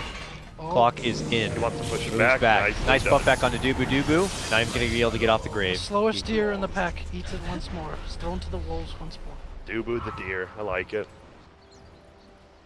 But, I mean, Farm is trickling in for freedom. I mean, like, I was sleeping on Yawar for a bit, and he has an Atos now. It's not Yeah. packed. 800 gold. You know, he's been off the radar for a while, Yep. and could be a sleeper hero in this game. oh, Move in, he's insta gonna dunk on commit. for Does he have Forev. the ulti? He's gonna be just going to One use more it, right? time. This is what Bane is good for. You no know one what? is around, he can cast a good ult. Ace might die to Abed here. Quick Sonic Wave. They do manage to put her to Bring him up. sleep, but there, nice job from Bulba. Wakes up the Queen, and now the Queen can feed on a double kill. What is this? Another arcane? Yeah, what is going on? He gets a regen when he needs it. He gets arcanes every other time. I Come see you got on 10k up there. MMR. Let us give you all the luck in Is the that game. Is that the trick to getting high MMR? Yeah, let us give you 2 extra K MMR with those lucky runes. Radiant's bottom tower We're is gonna have under Lincoln attack. Sphere ready. Wow. At least there's a Yule's up on Lena now. They have a few more click. Well, not really, actually. He doesn't have a point in Feeble yet, does he? I don't believe He on the does Bane. one. He has one. Okay, well, there you go. There's your Chancellor. If he can ever get close enough to Abed, which he can. Lee, invis, not even smoke, scouting stuff out. There is nothing down here, though. Poor guy's gonna just be running around. Oh, yep, here comes the Roche train. You're winning on a Bristleback. You just get a Solar Crest. You have 500 armor from Dazzle. They're not fighting into you. Easy DC Roche, it looks like. Yep. And Freedom just farming. Freedom just farming. I mean, you got... I mean, how respectable is the high ground defense? Earthshaker factor always makes it seem super potent, but outside of Earthshaker, is still a lot to be threatened by. I mean, you know, you get hit by the dunk, and then Necro could always just put you into the Shadow Realm. Yep. Yeah, they have a good defense with Lena, Rocket Flare, and Shaker, but they need to be careful about Batrider just jumping in, pulling a one out. So. They don't want things to reach that point because once the Lincolns and BKBs come out, they no longer have damage. So they don't want to be unlike possibly with Medusa, where you could make a case that you can play from that position. Middle lane, they're actually gonna blink in, go for it. They're gonna find one. Snake King gets the stun. He doesn't have his ulti up yet. CCNC's looking to drop. Will goes into the air, so he's not dead quite yet. Now he will go down. Snake King trying to TP out. No sir, Abed takes the kill. And well, you are split pushed to tier 1 bottom, but you're gonna lose a tier 2, possibly some tier 3 damage as well. Looks like Radiant Abed's already got closed his the Lincolns, blast so. Yep. Radiant's Pretty middle good. tower is under attack. And man, Man, DC just running train over Freedom. Not even just this game, in this series, it feels like. that's why you see the potential after the first couple days. DC not looking good. That's why people had him in their top 3, right? They're showing. You mentioned that Team Freedom probably didn't sleep tonight. Seems like DC had a good sleep. Oh yeah. And like you said, you like playing more games, right? Like, some people are like, oh, the winner's bracket advantage is the other team has to play another series. Some teams like playing that extra series. It's a warm-up. Yeah, well, EG has said outright, you get to learn more if you do lose and drop to the lower bracket. Yep. And 2, you have some sense of momentum, right? Or as the Chinese would say, your hands are, well, not just Chinese, your hands are warm when you're coming into, you're all warmed up to the next series. As long as it's not, you know, like fatigue level type of games. Like if they have to play 3 series, then maybe a bit of a different story if you're looking at your 8th to 10th games of the day. But, Yeah, that's a little different. The lead is 6k. It's not super dramatic for 23 minutes in, but it's still pretty damn chunky. And with the heroes they have and the timings they're able to hit, it just makes it all the more potent here. This is where we see like the DCs and NPs succeed. They have that 5 to 6k lead. They're not threatened to do anything, so they can just push towers at their leisure and slowly get damage on the tier 3s and just get more gold. Radiant's top tower is Well, on the way back, Stan King might run himself into a bit of trouble here. Goes for the instant Fiend's Grip, trying to bail him out, but that does not get canceled by Flame Break. Jumps in, goes in, they commit the dunk to get the finish onto Bulba. Now Abed shows up, dishes out the Sonic Wave. CCNC looks to leave. Can he make it away? Yes, just in time. That was only a 1-for-1. I thought DC was going to clean him up. There's some quick TPs out. I actually thought Snake King had died, but he got out too with the TP. Yeah, but they committed the Echo Slam there, and now they can push tier 2 tower or just maybe even go for tier 3 and Dire's bottom tower is So it under doesn't attack. look like they wanted. They're going to farm out bottom. with Bulba dead and the last one, they don't really have much, other than Poison Touch, right? They don't really have any That's for me. Yeah, TP cancel, and that exactly. usually isn't useful for that reason. You always try that Flame Break to stop, but it's not working. You are not involved in that, still pushing the farm as fast as he can with the time that's going to be allowed. He's been able to finagle together the 4-staff at this point, and then is pushing forward for what looks like the Ags next. And unfortunately for them, Mason has already TP bottom with the boost travel. Alright, this is the play we were talking about. Shadow. Snaking has the Shadow Amulet. Radiant's bottom tower is Try under to attack. hide his team. Yep. Dyer's top tower is See? under attack. It's risky, but it's still worth it. Gotta make Clown this is yeah.